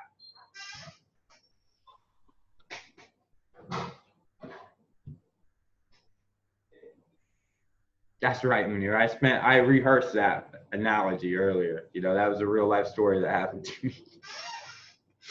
Munir says that as you're happy to use RB and TMB as CAP products, I'm now comfortable to price aggressively. I just didn't want to price it so that I make money without putting something into Tier 5 revenue. Tier 5 gets to, we have the revenue that we need from our partners. We don't want any more. I mean, we want some more revenue. Obviously, I'd like to expand our offices and stuff like that, but we don't need any more revenue right now. Our revenue, I don't have short-term visions, all right? We can go in and make $100,000 a month, I'd be fucking miserable, all right? We can make $500,000 a month, I would be miserable. I don't have a short-term goal like that. That's not what I'm looking for. And I'm more than prepared myself. And even when I started this company, I knew at some point I'm going to be on Forbes' richest fucking dudes in the world list. And I knew that that's not going to be a 1-year endeavor. That's not going to be a 2-year endeavor. It's a lifelong endeavor. So I don't need that revenue right now. What I need is I need a group of partners who are financially stable and they have all their own revenue so that we can forget about everything and we can go off about our merry way and we just fucking build the shit out of software. And trust me, we launch, I mean, 3 years go from now and I'll revenue will trickle in. We'll end up having, 100, 200, 300 developers. And at some point, boom, with fucking all the revenue that we ever need is going to be there. And even what are we going to do with that revenue? It's like, we don't want to do anything more with that revenue than build more software. It's not like I don't want to have my own private jet just to fucking aimlessly fly around the world and stuff. All I really want to do is be in my office building software. That's really it. So I'm fine with that. I'm fine with all these products just being products that are used to provide value to you guys and build up your businesses and your revenue streams so that you can continue to support us so that eventually down the road we have enough tools in our arsenal to take over the rest of the world.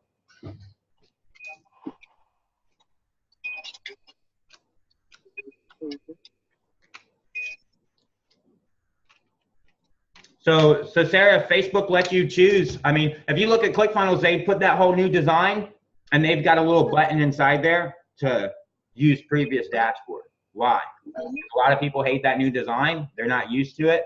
And if they were just to say, no, you have to use that design, they would have lost users. All right. So it's really, for me, and you don't see a lot of SaaS companies do that. You don't see a lot of SaaS companies really care about their users that much. And to me, that's the key. That's why I let her do all the support, because I hate people. But to me, that's really the key, is just listen to people. To me, I'm all for building a feature that makes no sense whatsoever. Nobody's going to use just because one user will request that, and I can put in and that's part of the plan that we have out, is to make and all our software's little blog rolls as far as what features are coming out and attribute that feature to an actual user, so that the rest of the user base can be like, damn, these guys listen to us. If we, not only do they do their support tickets, but they listen to our feedback. And if we want features, they just build it to us, because most other softwares, they don't do that. Most other softwares is like, hey, could we have this? And they're fucking, no, you can't have that.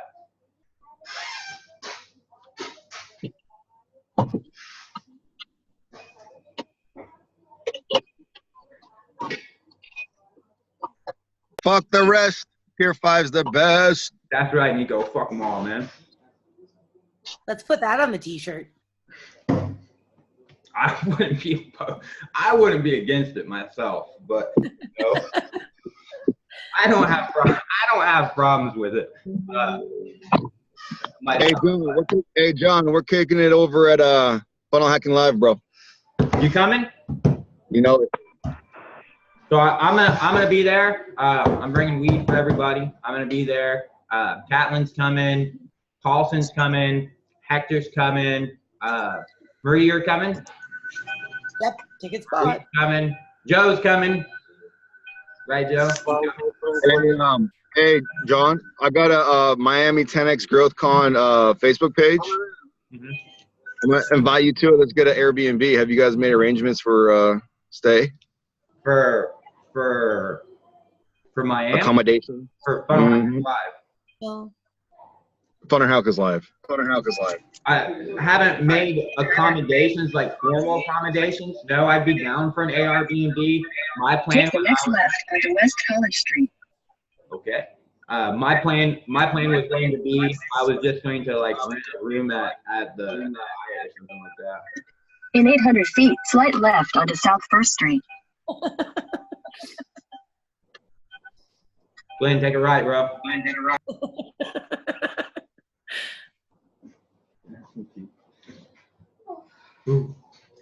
Is anyone staying in Nashville for a couple of days after Funnel Hacker?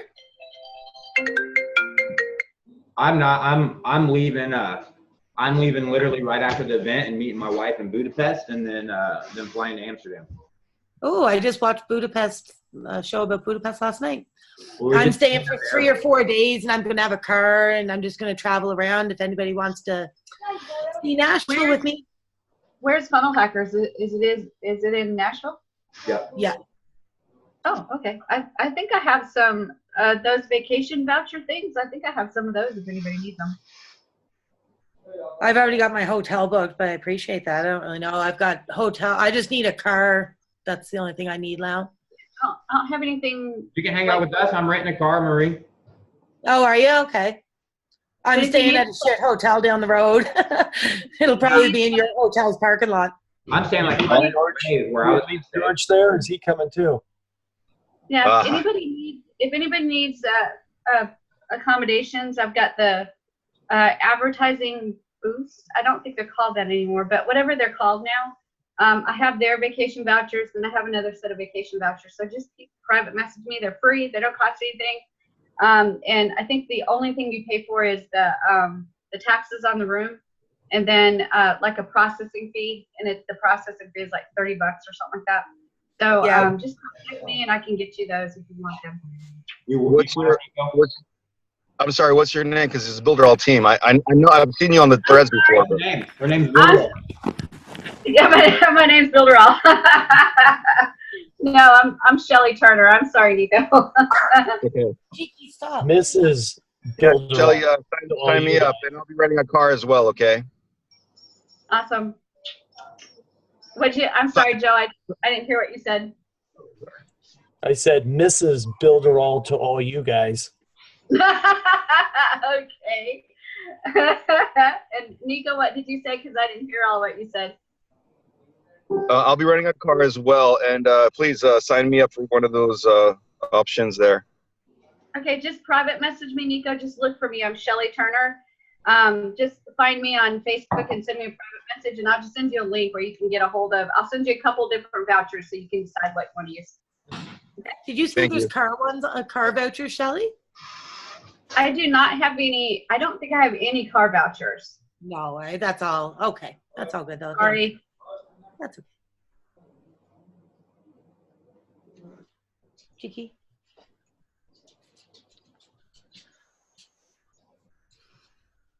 Where's Joe? Is Joe on the call? Yeah, Joe's there. He's hanging out. I just showed up. I've been in another webinar forever. He's in Jason Fladlin had a webinar on premium pricing, and I just had to listen to that. How's it? Premium pricing, is that where you do one of those things? My coaching is super affordable. It's just $48,000 for $24,000 today, $24,000 next month. It's super affordable. He was basically talking about how to sell a bottle of water to a billionaire for $20,000. Okay. And his experience is that is possible. For sure. Is that like selling ice to an Eskimo? Yeah, I think when I don't know, anybody here know Jason Fladlin? No. Jason Fladlin can sell ice to Eskimos. He knows how to pull your triggers. Just absolutely amazing. The only 30-year-old so far that I can listen to when it comes to marketing strategy. That's good. Hey, Joe, I do have a question for you. Is what kind of microphone are you using? Because the sound that comes out from you is pretty good. I just got a new camera, so hopefully everybody can see me clearer. I have, let me see, I just got it. Change your filter, your hair's white, man. Change your filter, your hair's security off my camera. Nobody say anything, I shaved it all off. You look amazing. Here, this is the microphone I'm using. See this? Yeah. It's just a Sony lapel microphone. I just hook it to myself, and that's basically it. Hey, Joe. Then it's just your deep voice that makes it work as well too. Hey Joe, can you say "get to the chopper"? Get to the chopper. No. I can speak with a German accent too if you want me to. Was that German or Dutch? That sounded Dutch. Hey, just say "I'll be back." I'll be back. You know, it's you guys are laughing. You know, in high school I had two nicknames. I was actually in 1985. I was an exchange student to the United States. In 1985, Boris Becker won Wimbledon for the first time, and I was playing tennis. So I had like this group in high school that was calling me Boris, and the other group called me Arnold. And at that time, my accent was a little bit heavier, but I can still speak with a German accent if I want to. Just like, you know, my partners do that all the time. They, you know, when they start discussing with Americans about engineering, then, you know, of course, it's always beneficial to be a German, you know. But anyhow. So did you guys talk about anything important? Nothing. Just smoking, drinking, and smoking cigars. We just couldn't do anything without you here, Joe. So we just decided to wait until you came. And then once you came, it was like, ah, there he is. Okay, now we can talk. Okay. But we did discuss one thing, that there's going to be no change in the logo. So fuck that. The logo's down. It's staying. Yeah, you know, you guys are lucky that I didn't say quit talking about the logo. Yeah. You know what? Did you guys see how many comments it made in there? Part of it was it wasn't like that. It was more like, fuck Joe, his logo sucks, so we're gonna keep our shit logo. That's pretty much how it went down.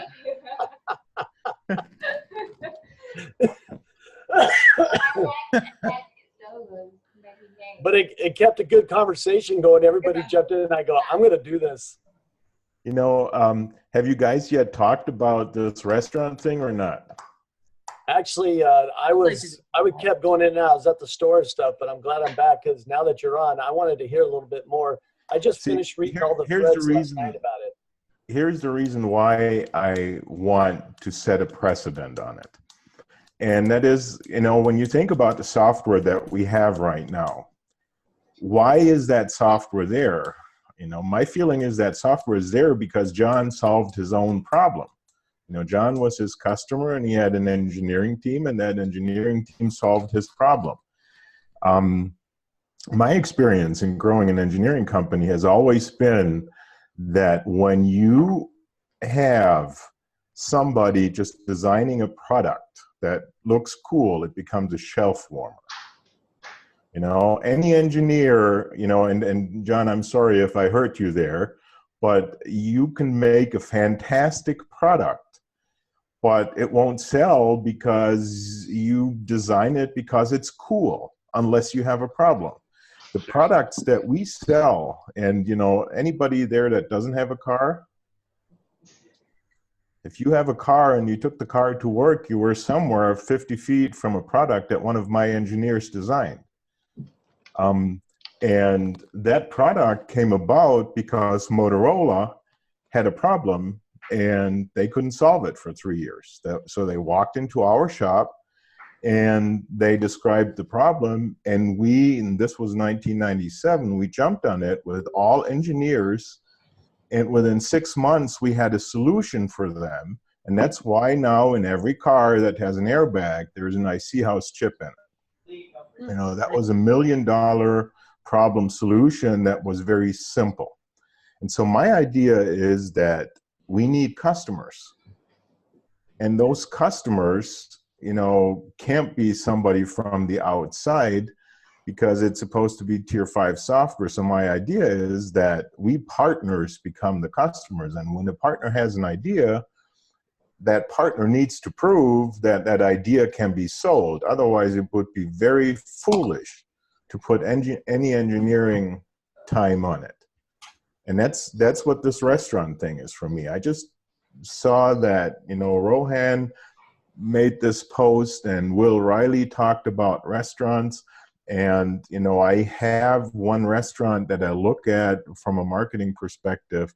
And so I thought, you know, this would be a great idea to use it, but I don't want any engineering time spent on it because of my experience. I would never do that just because I had an idea, go get an engineering team and work on it, because we're going to have a big problem if we do that. So my idea really is, with this restaurant thing, is do some marketing material, prototype it, and when it's prototyped, try to sell it and see if it sells. And when it sells, we can go to the engineering team that we all now have access to and have them build it, but not before.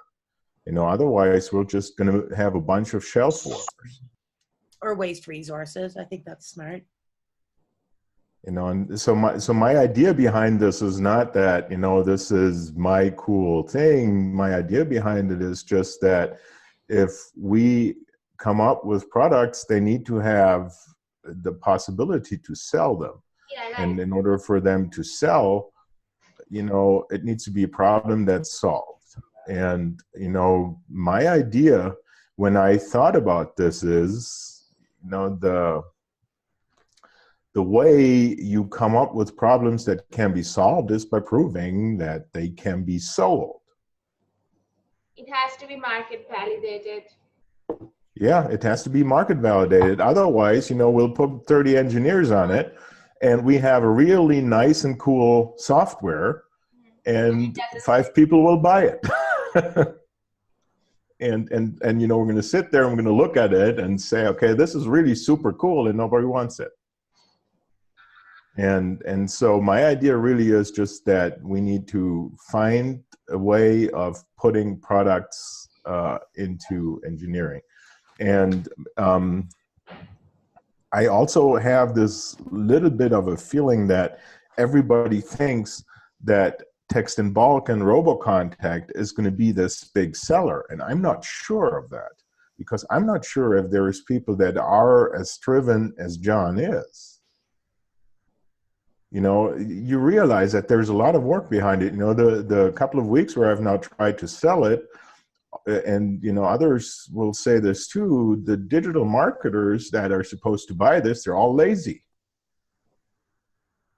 Don't you see that?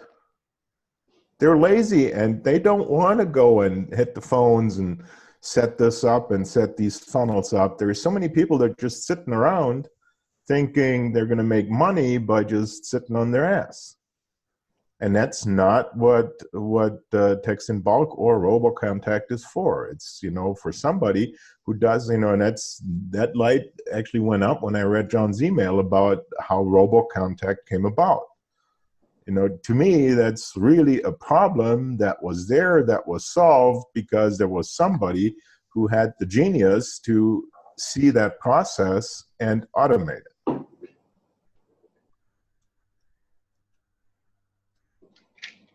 Now that's what I wanted to say today. Now I'm going to switch my camera off and then I'm going to have a beer. No, you keep your camera on, Joe. Arlen, Beer on camera, Joe. Smash, dude. Drink it, man. Just drink that Hey, beer. this is a partnership that anything goes, I guess.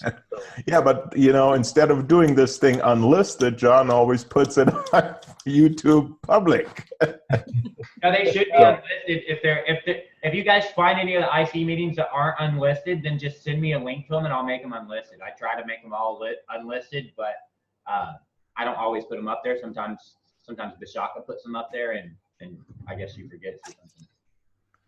Okay, so I read all the threads last night about your idea, Joe, and I think it's an awesome idea. So I just have a couple questions about it because I would be in. I mean, you said I needed the first 20 people or 20 people to join in because I totally get the financial cost of what it would cost, just your time and the cost of doing it, putting it together. I mean, it's not you're making money on it. You're just covering the cost to put it all together. And I get that. Yeah, that's one part of it. But the other part of it is that we need to have different people trying to sell this. Right. There could be, some of us are good salespeople, others aren't good salespeople. And so there's experiences that are invaluable in multiple people trying to make this work. So it's not like, okay, we have a product and let's just push it out there, but we have a product and 20 different people trying to sell this. And those 20 different people are all going to have different experiences, and we exchange those, and then we make a product that actually fits the market. For example, one of the things that Harlan and I were discussing about restaurants is I think our experiences are so different because he had these experiences in New York City, which has a totally different arrangement of restaurants, and I'm here in the Midwest where, the culture is totally different. And so my feeling is that if I send something daily, it's going to be too much. Whereas, then I talked to Paulson about it. Harlan said this, basically when you're in a big city, it probably makes sense to send out a text message with a menu link in the morning at 11 o'clock or in the afternoon at 4 o'clock. And those things we need to know. Otherwise, we're going to come into a market and we're not going to have a product that fits everywhere. Right. Yeah, those daily specials. Remember the restaurant side of it when I sold it, and then I went into the eateries, which are delivery only eateries, which was MenuFax, and those are the ones that built a house list that we sent their daily specials to. Not restaurants. Restaurants were more of a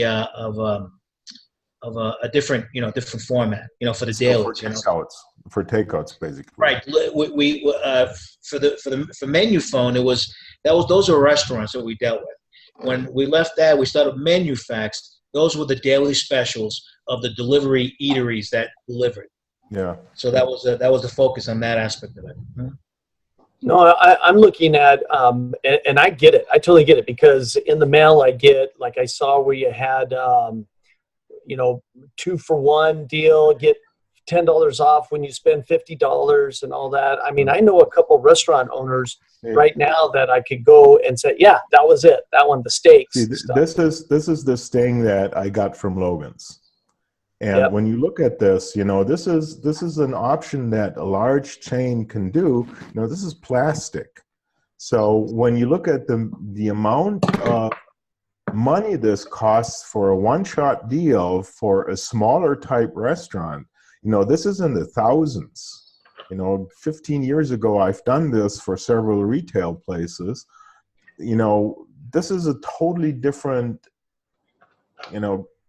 proposition than coming and saying, well, this is $200 a month or this is $400 a month. This is like $1,000 for one shot, and your restaurant will be full for 2 weeks and then nothing. Right. So their own clientele to keep coming back. So every time they have somebody new comes into the restaurant, they can go, hey, you want notification? Let me have your cell phone number. As part of their billing process, it goes in.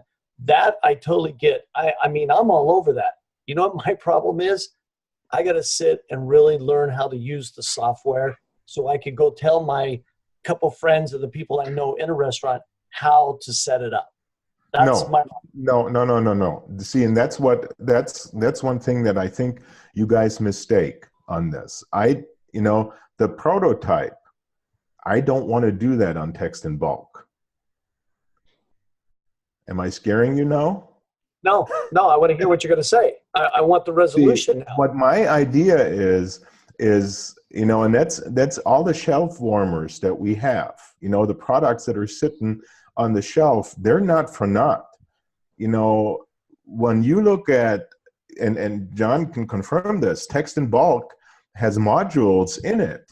And those modules you can stick together. So, when you have an easy piece of interface, for example, what I imagine at the end this to be is that basically the restaurant owner goes in, selects one phone number, sets up his profile, and then has 2 or 3 different promotional messages that he just puts into a field with a passcode. He pushes save, and that's it.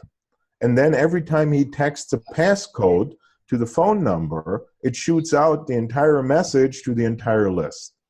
Right.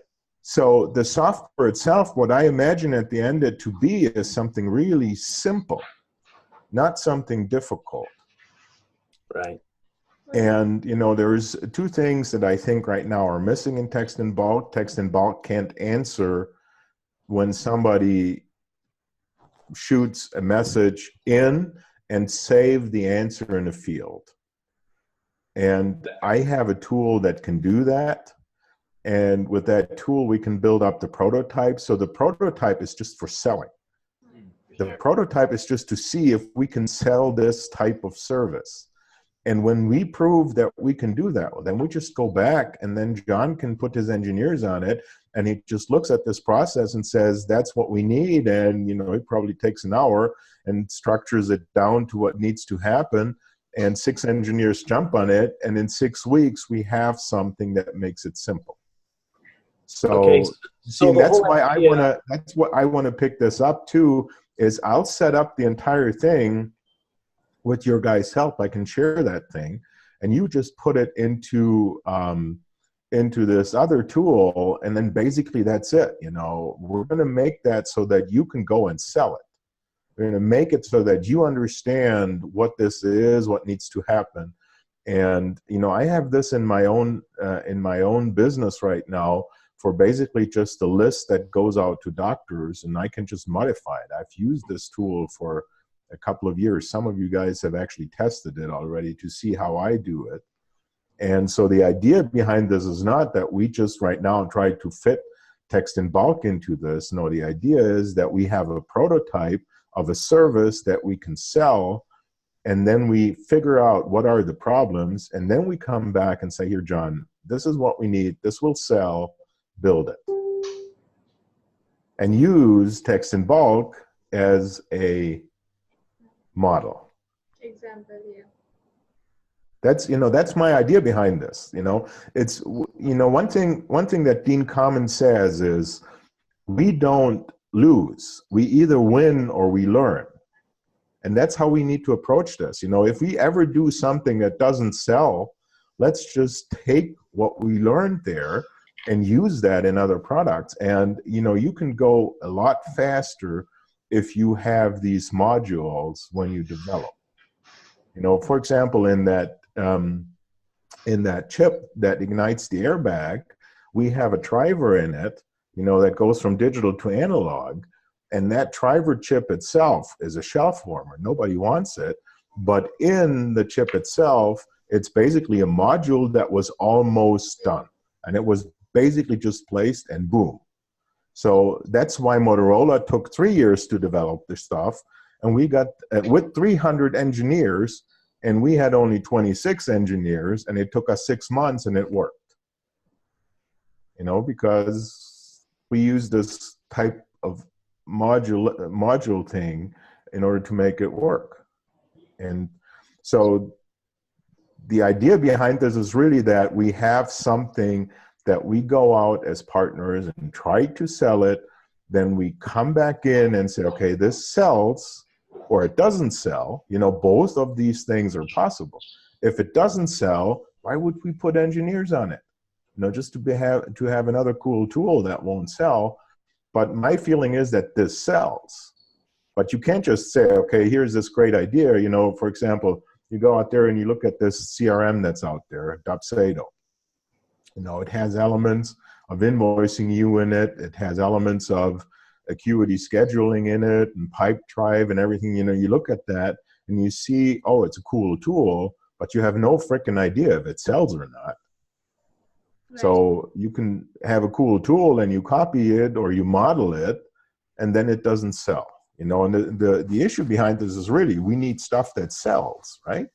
Sure. Stuff that sells, that ultimately is cool, that ultimately makes money, that ultimately lets us grow the company. You know, that's how we grew IC House. That's, you know, that's why the company today has 320 employees.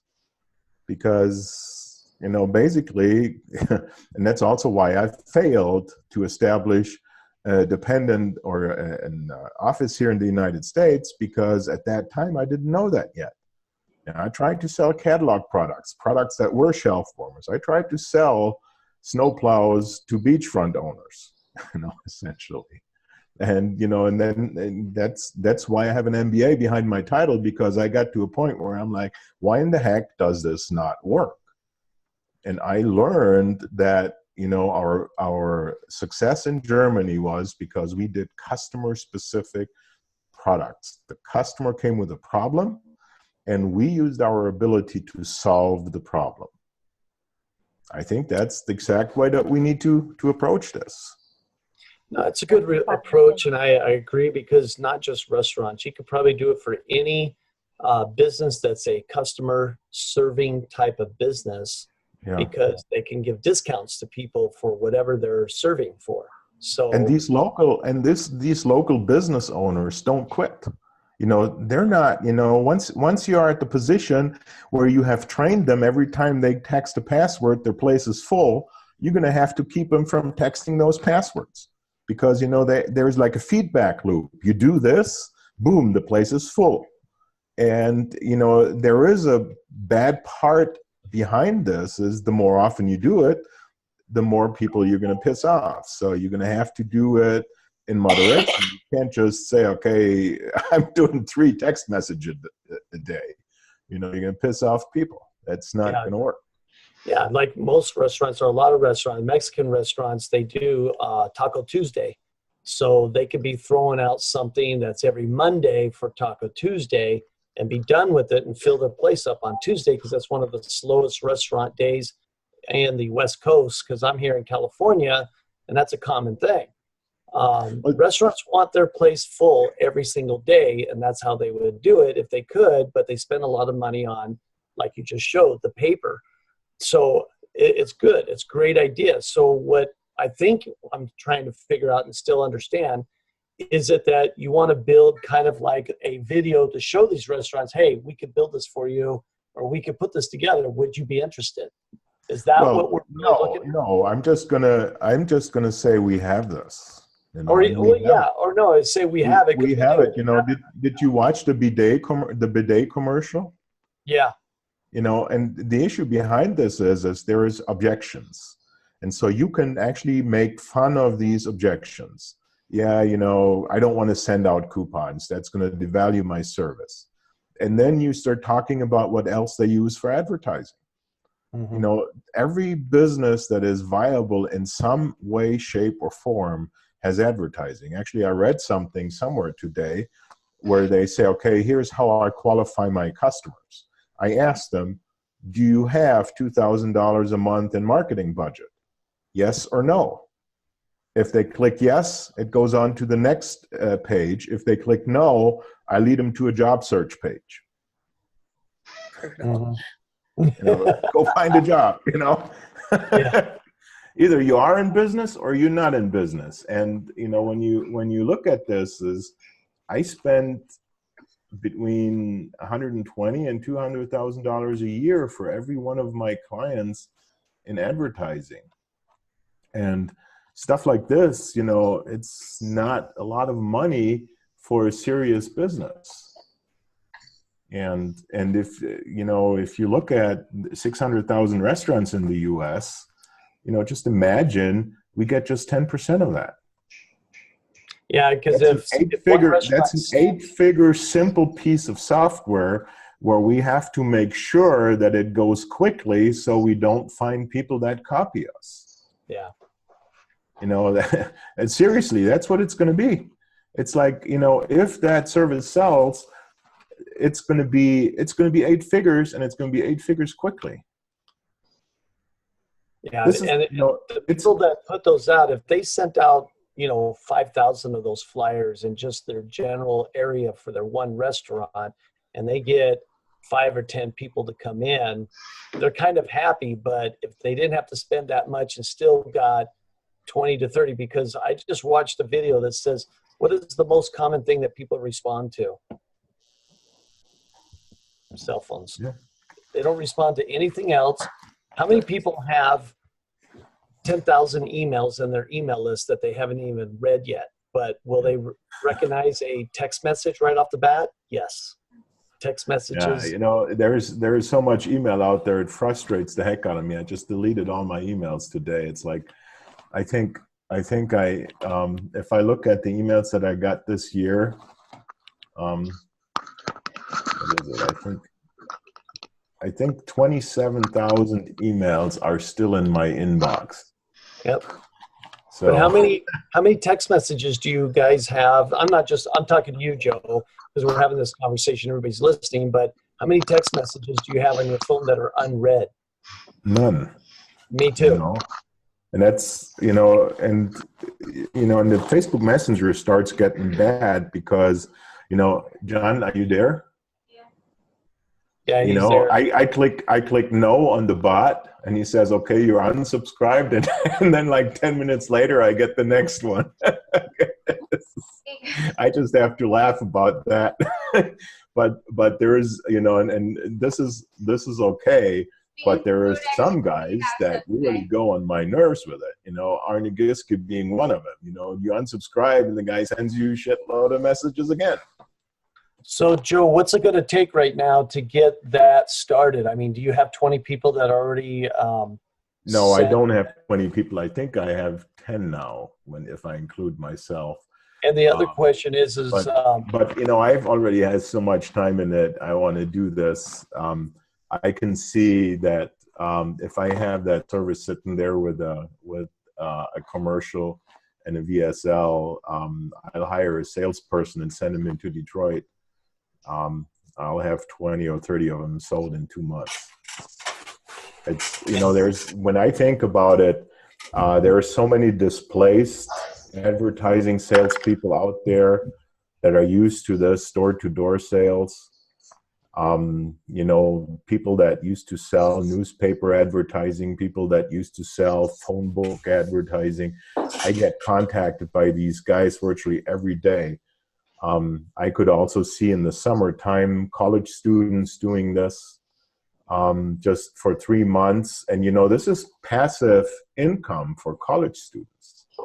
If they have 20 restaurants and let's say they sell the $400 service and you give them 25% commission, they have like $2,000 a month. As a university student, that is a crazy amount of money. That is passive money. You can go to school and you make money without doing anything. Now, would this be something that salesperson does the setup and everything for that restaurant? That's why they're selling. Well, if we do the software right, that would be the perfect thing, right? We would just look at the back and count the money. Whereas on the front end, you have a salesperson that goes to the restaurant, demos it, has an iPad where there's an order form, and then, it's ordered, and then there is the login, and it helps the restaurant owner log in and set it up for the first month. And then they have 3 PDFs for the signs. They're just all printed out, stuck to the cash register, to the window, and, a pile for their billfolds. And that's it, and then he goes back once a month or goes there to eat, asks, how is it going? Can I help you? And that's basically what you request from the salesperson, that they maintain their restaurant owners. That's how we are in my job right now as account executives. So we maintain our own contracts, which works perfect. And I might know a whole lot of salespeople. As long as you design it easy enough, that's what, if you've done it 10 times, you can do it. And that commission sales guy will do most of that for you anyway, because he knows, look, I got a 1 hour meeting to go help that dude with his shit. And if I do that, he's going to keep paying for the next 3 or 4 months. So yeah, everything for you. Well, you capture any college student because they have college loans they have to pay off. And this would be a great project for them to work on in a short time, a period while they're off out of school or while they're in school still. I just saw a comment here. CB said using Groupon for restaurants is very costly. So a text would be a fraction of the cost. And that's the whole idea, is to show that the pain point to a restaurant or any service company, like a cleaners that says, hey, get your clothes in by today and receive 10% off or something, whatever, because they have a shipment going out of clothes that needs to be cleaned. Any company or any service business. So it wouldn't be just restaurant. I mean, we could start with the restaurants, but you look at any service to the public company would definitely. That needs to get customers back, because the idea is to collect the list. I've tried this for years. If you put this on the shoulder of people collect the list, put them into an email program. You know, Constant Contact is one of these email programs. It never gets updated. Then somebody has to send it out. So what you need to do is you need to number one, make it easy to collect the info, and which this is. You know, you text a basically you upload that, or you offload this to the customer. You want that coupon, you fill up our list. And then instead of having to write an email and set it all up, all the owner does is he texts a passcode for that special offer that he wants to send out now, that he set up to a number. So, you know, you could say even at that point, okay, you get 2 different things a month to set up, and you could have the salesperson set it up, or if they want to change it, they can change it. So they have a really simple interface where they log in, where their name is in, where they select the number, where they put the promotions in and the passcode. That's it. Yep, I agree. You know, so basically, it's the only thing the restaurant owner has to do is to maintain those signs in the store, which they do anyway. You know, they already know how to do this, and to pay the bill. You know, that's essentially their job. The salesperson goes there, demos it, shows the commercial, tests it with the restaurant owner. They buy it or they don't buy it. And because they demo it, we have the restaurant owner on a custom audience Facebook list. And so we show up on their Facebook in case they don't buy it. So we can even automate the follow-up on it, but we don't have to. So, you know, when you look at this, what excites me about it is, number one, it's scalable. You know, I can see that this is scalable if it sells. And number two, I can go to Hawaii and write it off, because I can spend a month in Hawaii collecting restaurants and say I went there just because I collected 3 restaurants. Sure, you don't even have to make a sale. You just got to go to one meeting. You don't even got to make a sale. You just go one meeting. But you got to remember too, when you have certain restaurants and they all know each other, they're going to call their buddy up and say, hey, by the way, look at this, what I got. Because like the one restaurant that I know is a family-owned restaurant. The brother owns one, the sister, the other brothers, and they all are collaborated together as the same company. Yeah, here it's the Greeks. Everybody that's Greek owns a restaurant, and they all know each other. So if you get into there, then you're good. Well, what you need to do is you need to provide a service that's valuable. And, you know, if it's a service that's valuable, then I don't think they will quit. Well, and after we deal with this whole restaurant thing, which I'm totally into, I would like to take on car dealerships, but I'd like to work with somebody that wants to look at what's going on in my business right now. Because I don't know if we can figure some way out, but there's a big fish that's drowning right now called Clint Farber, not to mention names, Auto Gross marketing consultants is who I work with, and they are going down. They're going to be out of business possibly in the next 6 months. And this is a multi-million-dollar business that's old school car, where they send out those flyers and stuff, and then we go into dealerships and deal with the flyers. I don't know if it's something that our team could figure out, how to kind of pick up what they're leaving on the table. But it might be, I'll put it in the group anyway, and we can do a little bit of research on it and see if we can find something, because car dealers spend a lot of money on advertising. If we could figure something out along the lines of this restaurant deal with those guys, then you're talking bigger money going out the door there. I think the benefit to a restaurant is the repeat business. So, you know, places like oil change places, you know, you know, I don't know how the loyalty is. I always go to the same spot. But if you can figure out a good timing, then you can basically suck the market dry. That's what this does. That's why they fight over it. And on that road where Logan's is, there's 4 chain restaurants. And so when they send this out, you know, 2 days later, my wife comes home and says, Applebee's has coupons at the door. And the reason why Applebee's has coupons at the door, when this happens, everybody's parked at Logan's. you know, and the other guys are empty. So when you think about what this texting stuff can do, is you can have a restaurant owner basically sit there and think, damn, my place is empty. I'll text a password. And so when you train them to that point that they think, okay, and I have this with retail guys all the time, they're like so nervous that Friday evening isn't going to happen. And so at 4 o'clock, they decide, okay, we're going to do a promotion. They can do that instantly. Whereas this here is also weeks of planning. And so when you think about the benefit of it, it really is a benefit that it goes quick, it gets people in the door, you can fight your competition, you have some type of feedback. And when you look at which other businesses can do that, you know, that's the next step that I would take. I would look at, okay, what other business needs to come back and do this? See, everybody's got their heart on something. I wish I could use this for my plastic surgeons, you know, but ultimately what you need to do is when you want to grow the company, you need to use your resources on the things that are most effective. You know, opportunity cost is a big deal.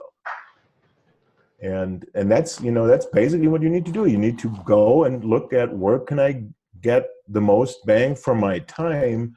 That's where I'm going to spend it. Nail salons, beauty parlors, they got the same thing. That nail salon, that's repeat business. When do women go get their nails done? On a fucking whim. You guys go get your nails done on a whim whenever you're not feeling so pretty. So to get a text message that it's like, especially a multimedia message, do you wish your nails look like this? Fucking 25% off. We'll paint your shit right up. You'll get laid tonight, you know?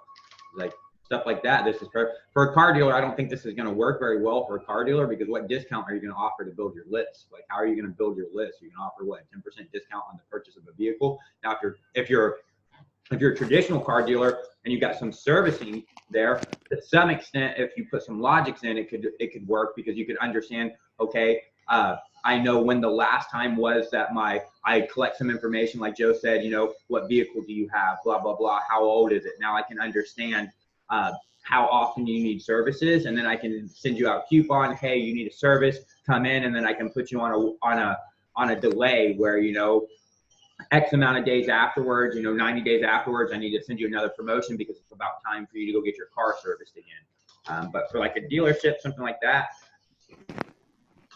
The only thing I think on a dealership would be the oil changes and the air filters and stuff like that. Yeah.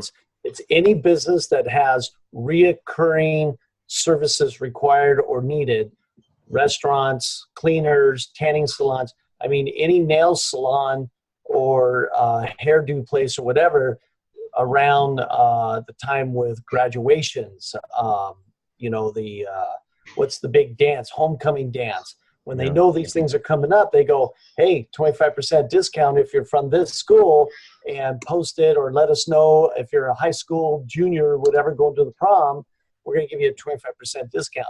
You know what? There's people that will be all over that because they need to go get that done. Well, see, the discount that works in my family right now, the best is the kids eat free thing.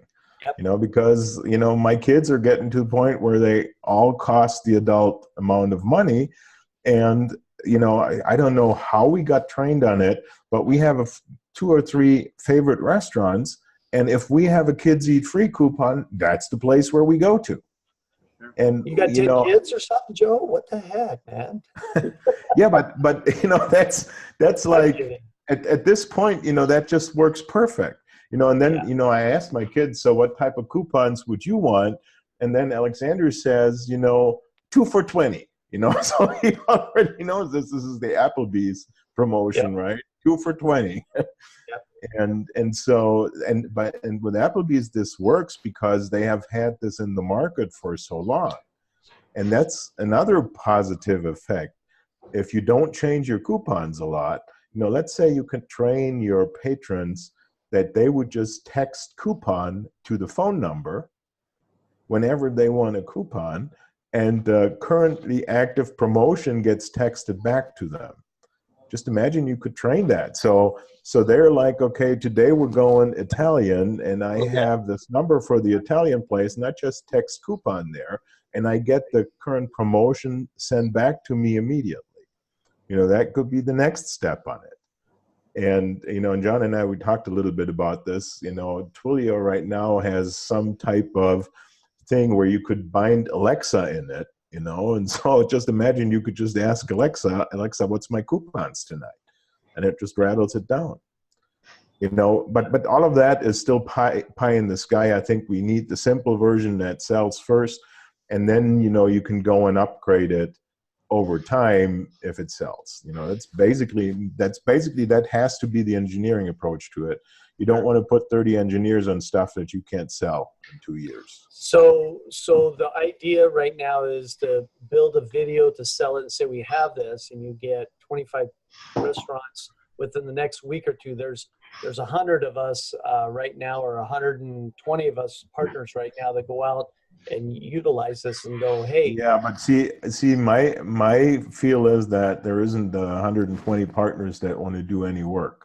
Because, I've pitched this and I said 20, now I have 10.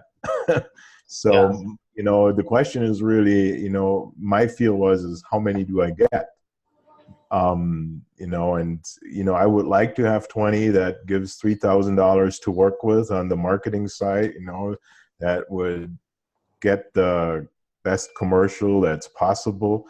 But, on the other hand, I don't care about the money. I want people in there that say, okay, I'm throwing this in because I'm doing this, because I'm going out there, I'm trying to help to develop this idea.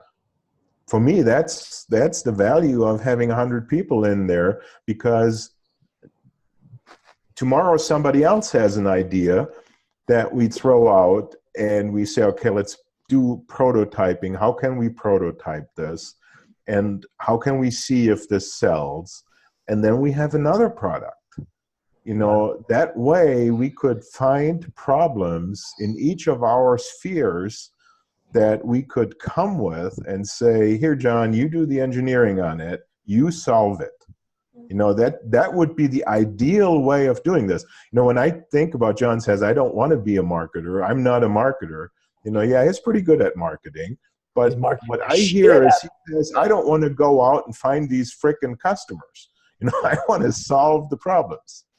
Yeah. And that's, John, isn't that what for sure caused this? You want to solve problems instead of finding the problems and dealing with the customers that don't listen. And, for sure. It's the typical problem that business owners.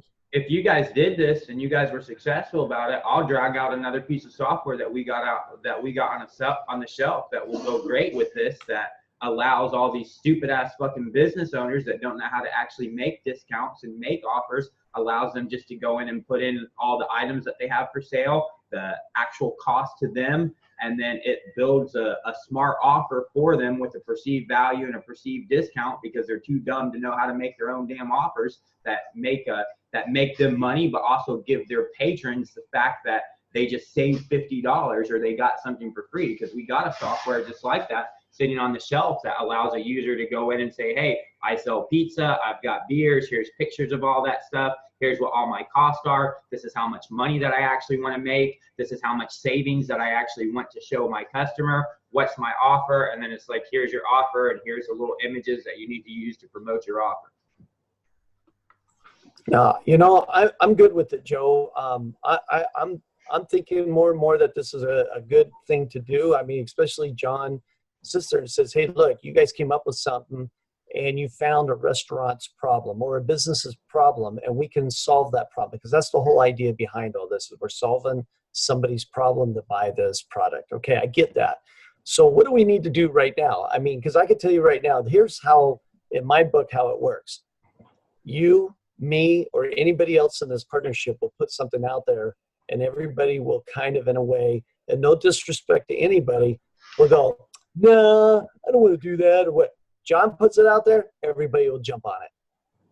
I mean, I wouldn't You're the leader, John. That's all wouldn't there is to it. necessarily agree there because I want you all to give me some more money. Who's in?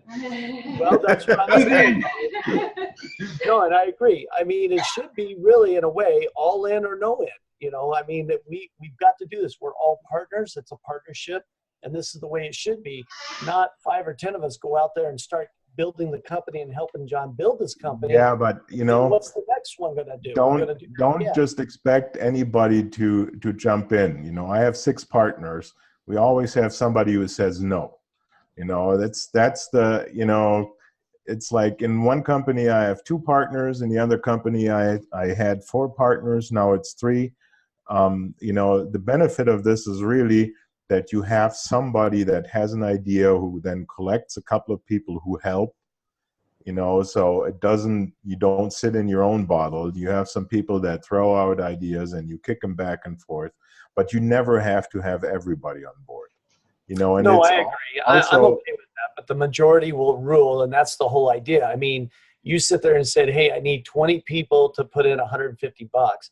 And I kind of wanted to understand really what it was all about. Now I do, and I get it, and it's a great idea. I'm all for it. See how much money it is, that doesn't matter. You know, what matters is that you have people that help think and that are positive about it. Because you can always say no, you know, but you know, they're positive about it. That, you know, and Tom did this. You know, I was sitting there and I was thinking, okay, I'm going to wait until I have a couple of people. And he said, Joe, I did this VSL here. Look at it. And I look at the VSL and you know, and the first VSL that he sent me, he sold like the entire process and how to set it up. And I said, no, we got to sell more of the benefit and less of the tool. So we kicked it back and forth for a couple of hours. And that's where that VSL came from. You know, basically looking at that, and, you know, if a couple of other people were in there, it would get even better. You know, Dave said I like the VSL. You know what happened was when I saw the guy sitting on the shitter, kind of confused me about the whole thing at first. I didn't understand the example, but I get it now. I'm sitting there going, what the fuck is texting? Oh, the guy's texting on the shitter. Okay, I get it. But I get it. But the other VSL was awesome because it really basically showed the buyer, who is the restaurant owner, hey, how would you rather have this instead of sending out to a printing company?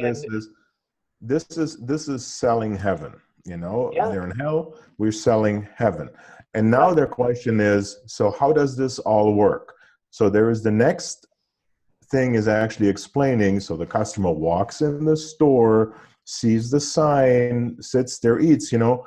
I don't know, what's his name who did the explainer video.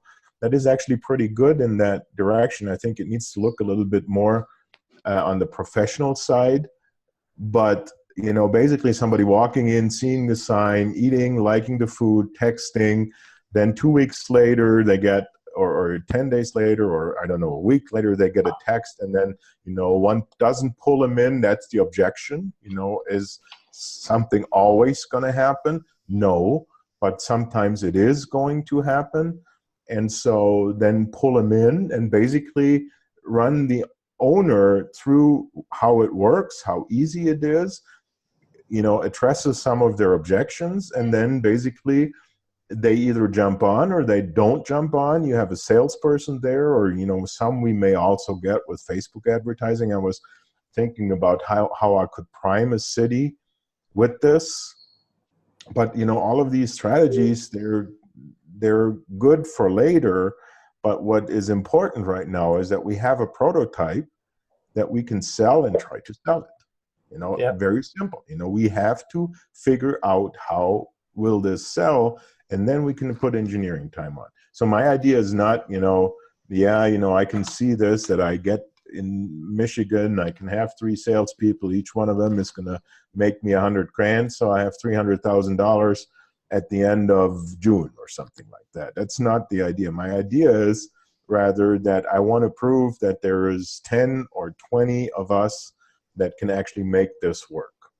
And if somebody cannot, then we talk about it and we see what needs to happen in order for it to be sellable there. And so we basically have a prototype that helps us to understand what needs to happen. Yeah. And once we have that, we're going to come out with the first version of a software that's going to blow the market away, and we can scale it. It's as simple as that, you know. And when we scale it, and you know that you don't want to sell partnerships for $500 a month if your partnership already pays you $5,000 a month back. You know, you don't need that. You know, and the way we do this is by coming up with a product that sells in the market. Simple.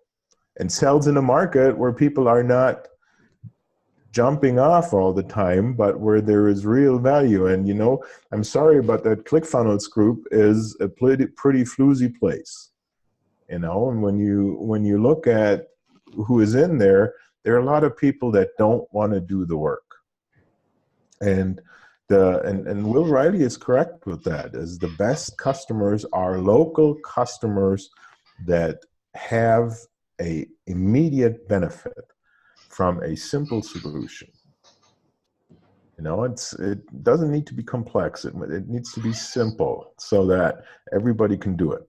But that's all of that is talk. I think, you know, anybody that wants in should get in, and then we'll just strategize on how to do this. Instead of talking about it, we'll just do it. You know, that's actually my biggest frustration about it. I don't like talking about shit. I just want to do it. Well, let's do it. You want me to send you the pay link, Joe? I got it already. I'll send it in. Now that I understand and heard, hey, it cracks me up too. Send me the pay link. I just looked 3 steps up, and there it is. I'll text it to Marie. You already got it. See, Yeah, no, I agree. It's a good idea, because like one of the other things, just not to ramble on or anything, is like the invoicing. You know, we also need a little bit excitement, right? You know, to me, it's exciting to see that I have a couple of people that want to do this, and just see if we can make that idea fly. Hey, Joe, in the future, are we able to adapt this to coffee shops and more specialty shops as well? I think it works with any business ultimately that needs to have people come back in. And of course, coffee shops, bars, restaurants, oil change places, you know, those are the first ones that I can think of that, you know, it would work. When you go out and look, is there a competitor out there? You see that there is text marketing out there.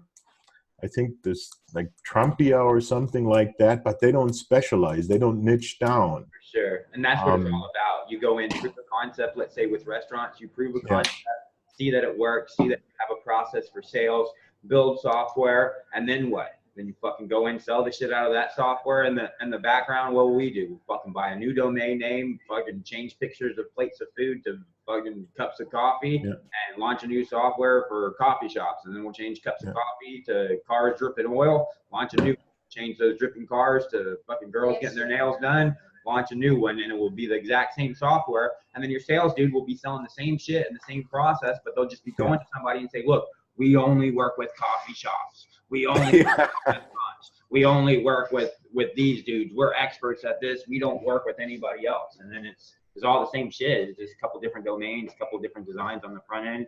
No one knows any different. Yeah.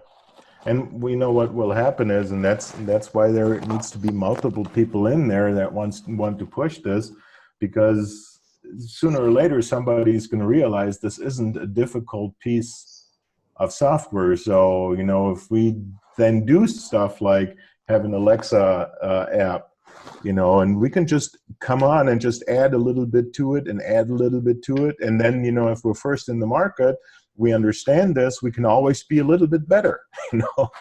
And that's basically how you fight then, you know, the copycats. If you're not building IBR builders, if you're not building lead generation, if you literally just send me a text and I'm gonna record that phone, put it on a list, and then I'm gonna send out a broadcast SMS, that's not a lot of stuff there, considering, I mean, we already done all that, so that's not a lot of work there. Yeah, the other thing I was thinking about too was like invoicing you. Restaurants could use that too because they always have the same customers that come in all the time. And instead of the customers sitting there having to use that swipe card or anything at the table that they use here on the West Coast, hey, when they're done, they just invoice them the freaking, their bill. They get it on their phone, they pay it, and they're done. Yeah, but that would mean changing the process. Changing a process is always difficult. What you need to have is you need to fit it into what they're already doing. And when I think about retail, every restaurant prints out signs all the time. And if basically if you can automate collecting the list, man, that for them, that's going to change so much. Right now what they're doing is the small places, they collect email addresses on a piece of paper and then it gets thrown into a basket, and 3 years later they throw the basket out. Most of them don't do it at all. Most restaurants, I mean, think about the restaurants you go to. How many of them have you ever given your email address to or fucking your phone number to and actually got a promotion to? Most of them don't ever think about building up that list and marketing and getting those people back in the door. It doesn't fit in their process. And if you can design something that makes it easy for them, they will do it. For sure. I mean, especially if on their bill. Phone number for that 25% off coupon at Logan's that they just sent you for free. You're going to give your phone number for that shit anyways. Yep. Because it's one way or another. I'm going to send it to you because you want it, or you're going to get it because you never saw it before and you're going to get it. Yeah. Okay, guys, my kids are waiting for me. All right, Joe. Hey, thanks for explaining that, Joe. I was hoping that you were going to be able to jump on today and explain that. So yeah, I'm excited about this. For me, it's just I got to make sure that my side hustle doesn't become my main thing. So. No, I hear you, because right now I've been working so much this week that actually I got to go back to my regular job next week, but I'll still be doing this stuff. Right now, actually, I'm starting another business that has a huge potential and actually is what I like to do. I like to do coaching. And, I'm just like John says, I hate to deal with people. So if I have people that say no, I slap them left and right. John has to deal with 100 of us. So use a little bit stronger language than my mom has taught me. Try selling cars. It's better. Yeah. All right. Okay. Well, Joe, if I'll send mine in a little bit here, but if I have email addresses. Let's just see if sometime this weekend we can all get together and just I'll demo what I have already then, and you can just look at it, and we'll just strategize how to set it up. But my idea is really that it just gets set up, and then we go out and sell it. And my idea is also that happens within 1 to 2 weeks, so that there isn't a big delay. Okay. I'm gonna go send you $150, Joe. Bye, everyone. Thank you. Yeah. Thank you, guys. Bye. What was that blunt Nico was smoking there a minute ago, John? I don't know, Nico. Was you getting high with your dad? I think so, man. He had some blunt. It was like about this long. And look at, there he goes. Hey, Nico, is that your dad? Yeah, it's my uncle. Oh, okay. I want to know, what's that big old blunt that fell out of your pocket? Got it. Hey, it's illegal in California, you guys. Where you at, Nico? I'm in Fontana. Where you at? And what's that? Where you at? I'm in Fontana. Tarzana. Fontana. Montana. That's not California, bro. Dude, San Bernardino County, Fontana with an F. See, it's that blunt getting to you already. No, it's on speaker. I can't really hear. I lost my Bluetooth. Incidentally, I think Bluetooth was invented by a Greek person. Well, I think the color blue was. Blue was definitely. Hey, John, I kept going in and out on my internet service when I was out over at the market and stuff, but I heard you talking a little bit about the other type of partnership. What was that you were kind of mentioning? I'll go back and watch it. Did you explain more of what that was? Was it a go?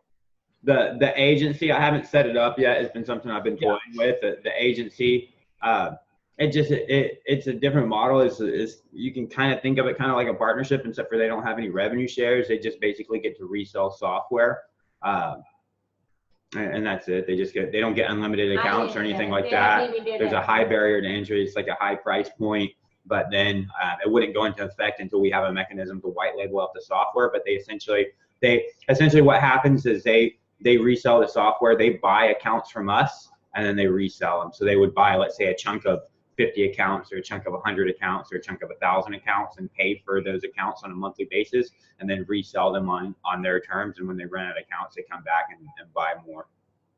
Would that help in the revenue of the company? For sure, yeah.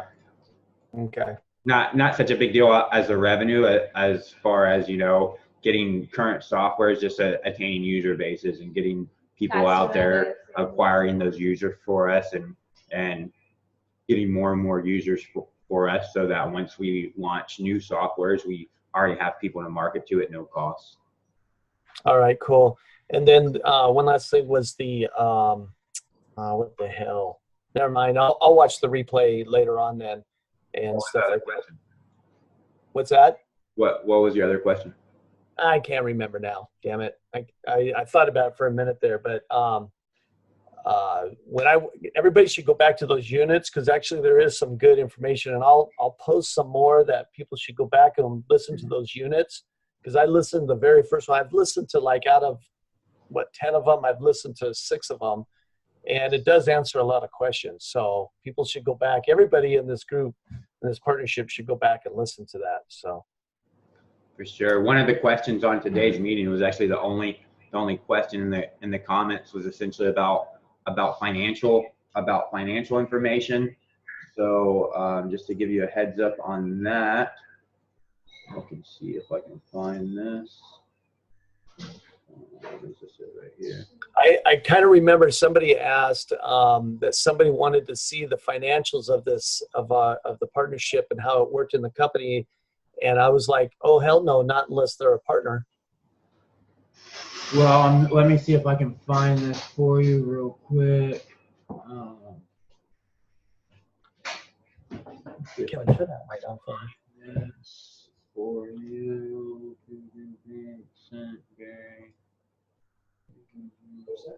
Turn the light on. Just the regular desk light.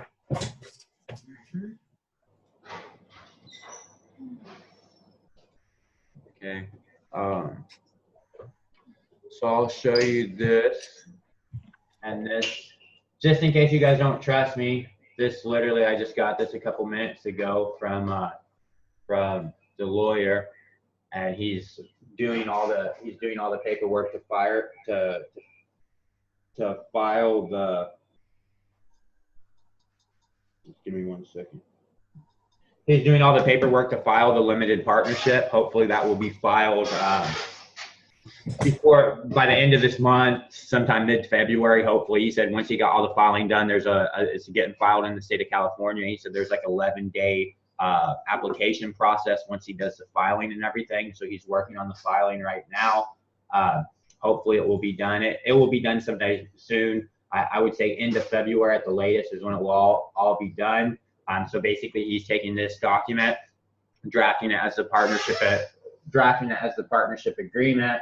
I can go over it if you guys want. This basically is just the agreement that everybody's agreeing to. This just essentially outlines terms, talks about that we develop products, and just outlines the terms and the future things, terms and termination. It just gives the way that you guys can actually terminate the partnership can actually be terminated, affects the termination.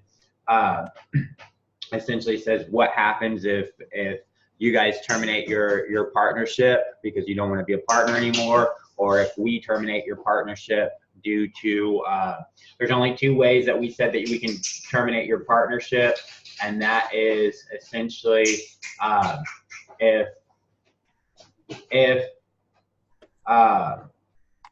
all right, so actually 3 ways. I put in 3 clauses that tier 5 can terminate your partnership. One is if you guys become delinquent on your payment and you don't pay your payment. All right.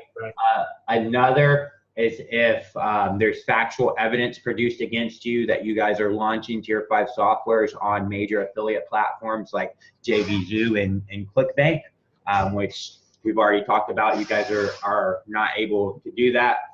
Right. And the third, I put in another clause kind of to try to protect you guys, where we could immediately terminate your partnership if we find any factual evidence that any partner is specifically targeting customers of another partner and trying to pull their users. Meaning, Joe, if you've got a bunch of people in there, paying $100 a month for software, and Greg comes in and he finds all your users and he starts sending them messages like, oh, I'll sell you that for $50 a month. I'll sell you that for $50 a month. So if there's factual evidence produced that that's happening, then we would cancel your partnership. I think that is something that really protects everybody and allows everybody to be protected, so that you don't have to worry about some other partner going in and trying to steal all your eggs out of your in-house and stuff like that.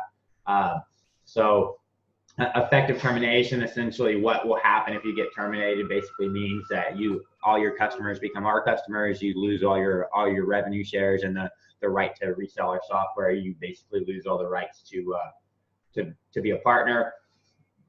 Your responsibilities, just basically paying your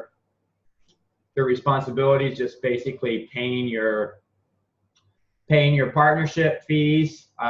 How revenue shares are distributed, you guys already know essentially how revenue shares are distributed. This just lines that out. And then I added in the responsibilities of tier 5. We'll maintain all the softwares to a usable state. We will provide financial information every 90 days to you guys, or within 30 days as requested by any partner. So if a partner goes in and says, hey, we want to see the financial information, we'll produce it within 30 days. We will not provide financial information if it's been provided within 30 days. So if you ask, hey, I want to see the financial information, and then I release it tomorrow, and then 5 days later, Greg says, hey, I want to see your financial information, I'm just going to say, hey, we just released it 5 days ago, but go check that out, or holler back in 26 days. So we'll provide all the customer support for all the products. And I just put in a provision that lets you guys know that you are aware that we will be sending marketing material at some point to any and all users of our softwares in a way that will benefit all partners, not in a way like I'm not going to have you guys go out and get a bunch of customers and then me personally send them marketing materials and say, hey, and do the same thing that I just prevented you from doing and saying, hey, you guys can just pay me $1 a day and me make all the money and not you guys. You guys are independent contractors, and then just other general stuff. I don't even know what this shit means. No, you don't have to go. I mean, the main points was the termination, which was pretty cool. I mean, it's very obvious. I mean, those are things that I probably already figured out ahead of time. Is don't be late, or you're going to get terminated. Don't screw another partner. I mean, it's very obvious, which is pretty good. I need something to get heated. If you need something to get heated, open up that door right there. Open up that. Those top two metal boxes. Inside that is that. Just take off you'll just have to, there's a heat gun in there too. You'll have to take off that top. You'll have to take off that top soldering tip and put on the blower tip. That's a fucking drill. Look what my wife's doing. She handed him a drill saying it's a heat gun. What's wrong with this girl? Heat gun's right over there. Should be right over there on the bottom somewhere. But yeah, I try to put in things that make this fair to everybody, to protect everybody, so you guys aren't worried, what happens about this. So he's drafting that up. I don't want to say as we speak, but he's hired to do it, and he is working on it. I think he even actually messaged me on Skype a little bit ago and asked me to contact him about something. So that's always being worked. That's all being worked on. Hopefully, it will be done by the end of the month or end of February at the latest. All right, cool, man. Hey, John, thanks a lot for everything you do. Happy New Year to you, and congratulations on 3-year anniversary. I think that's cool. Yeah, it's great. How cool is that? And we'll be talking with you again in another week or messaging you on whatever else goes on, okay? All right, buddy. Hey, take care. Take care, you guys.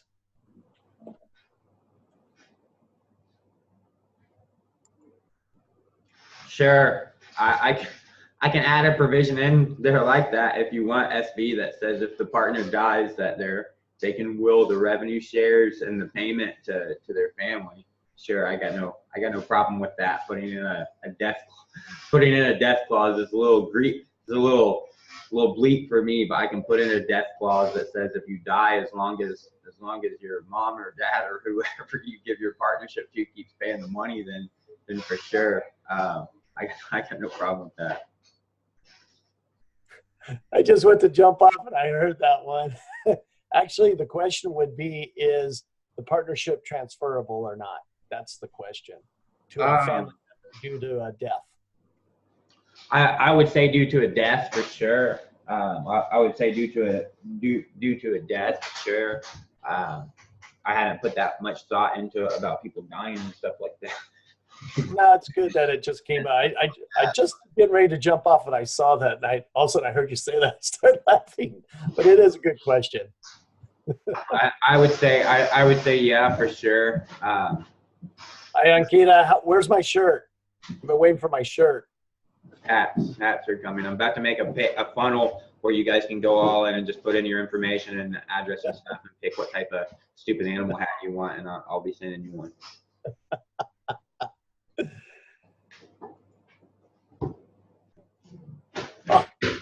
Doobie says, I'm nearer to death than you. Only if I don't kill you. So if I kill you, no, it's not transferable. If you die of natural causes, then yes, sure. If I got to come to your house and murder you, then no. You better don't know their address. Yeah, your lawyer's right down in Mission Viejo. He's not very far from me. He's just south of me. All right, you guys. I'm out. Take care. Bye. Talk to you guys soon.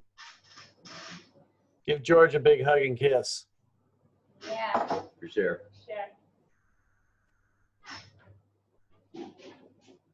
So what else? What else, guys?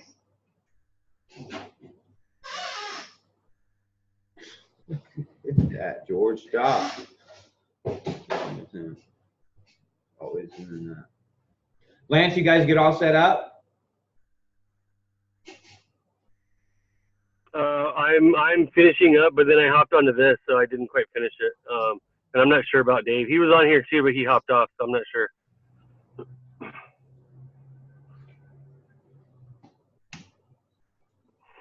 But we will be set up.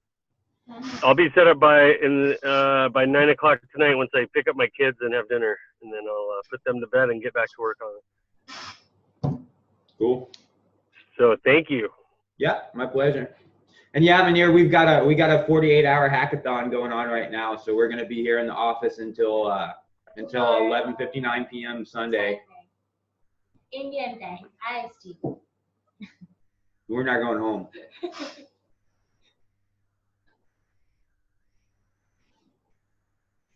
So anything else?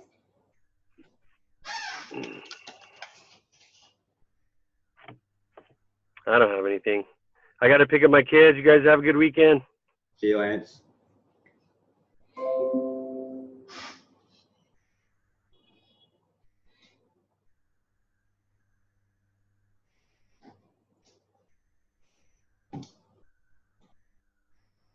Everybody else good? You guys want to hang out? You guys want to go? What's up? Greggy, you look tired. Yeah, I'm pretty tired. I was gone all week for Christmas holiday stuff, so. Yeah, my day's just starting, so yeah. Okay. So we'll be also signing off then. Well, if you guys don't need anything else, let's go. Be productive. I got to go help these guys with the hackathon. See you. I'll post a replay in the group later. If you need anything, just send me a message, post in the group. If not, see you guys next Friday. Sounds good. Y'all have a good one. See ya. Cool. See you later. Bye, Michelle.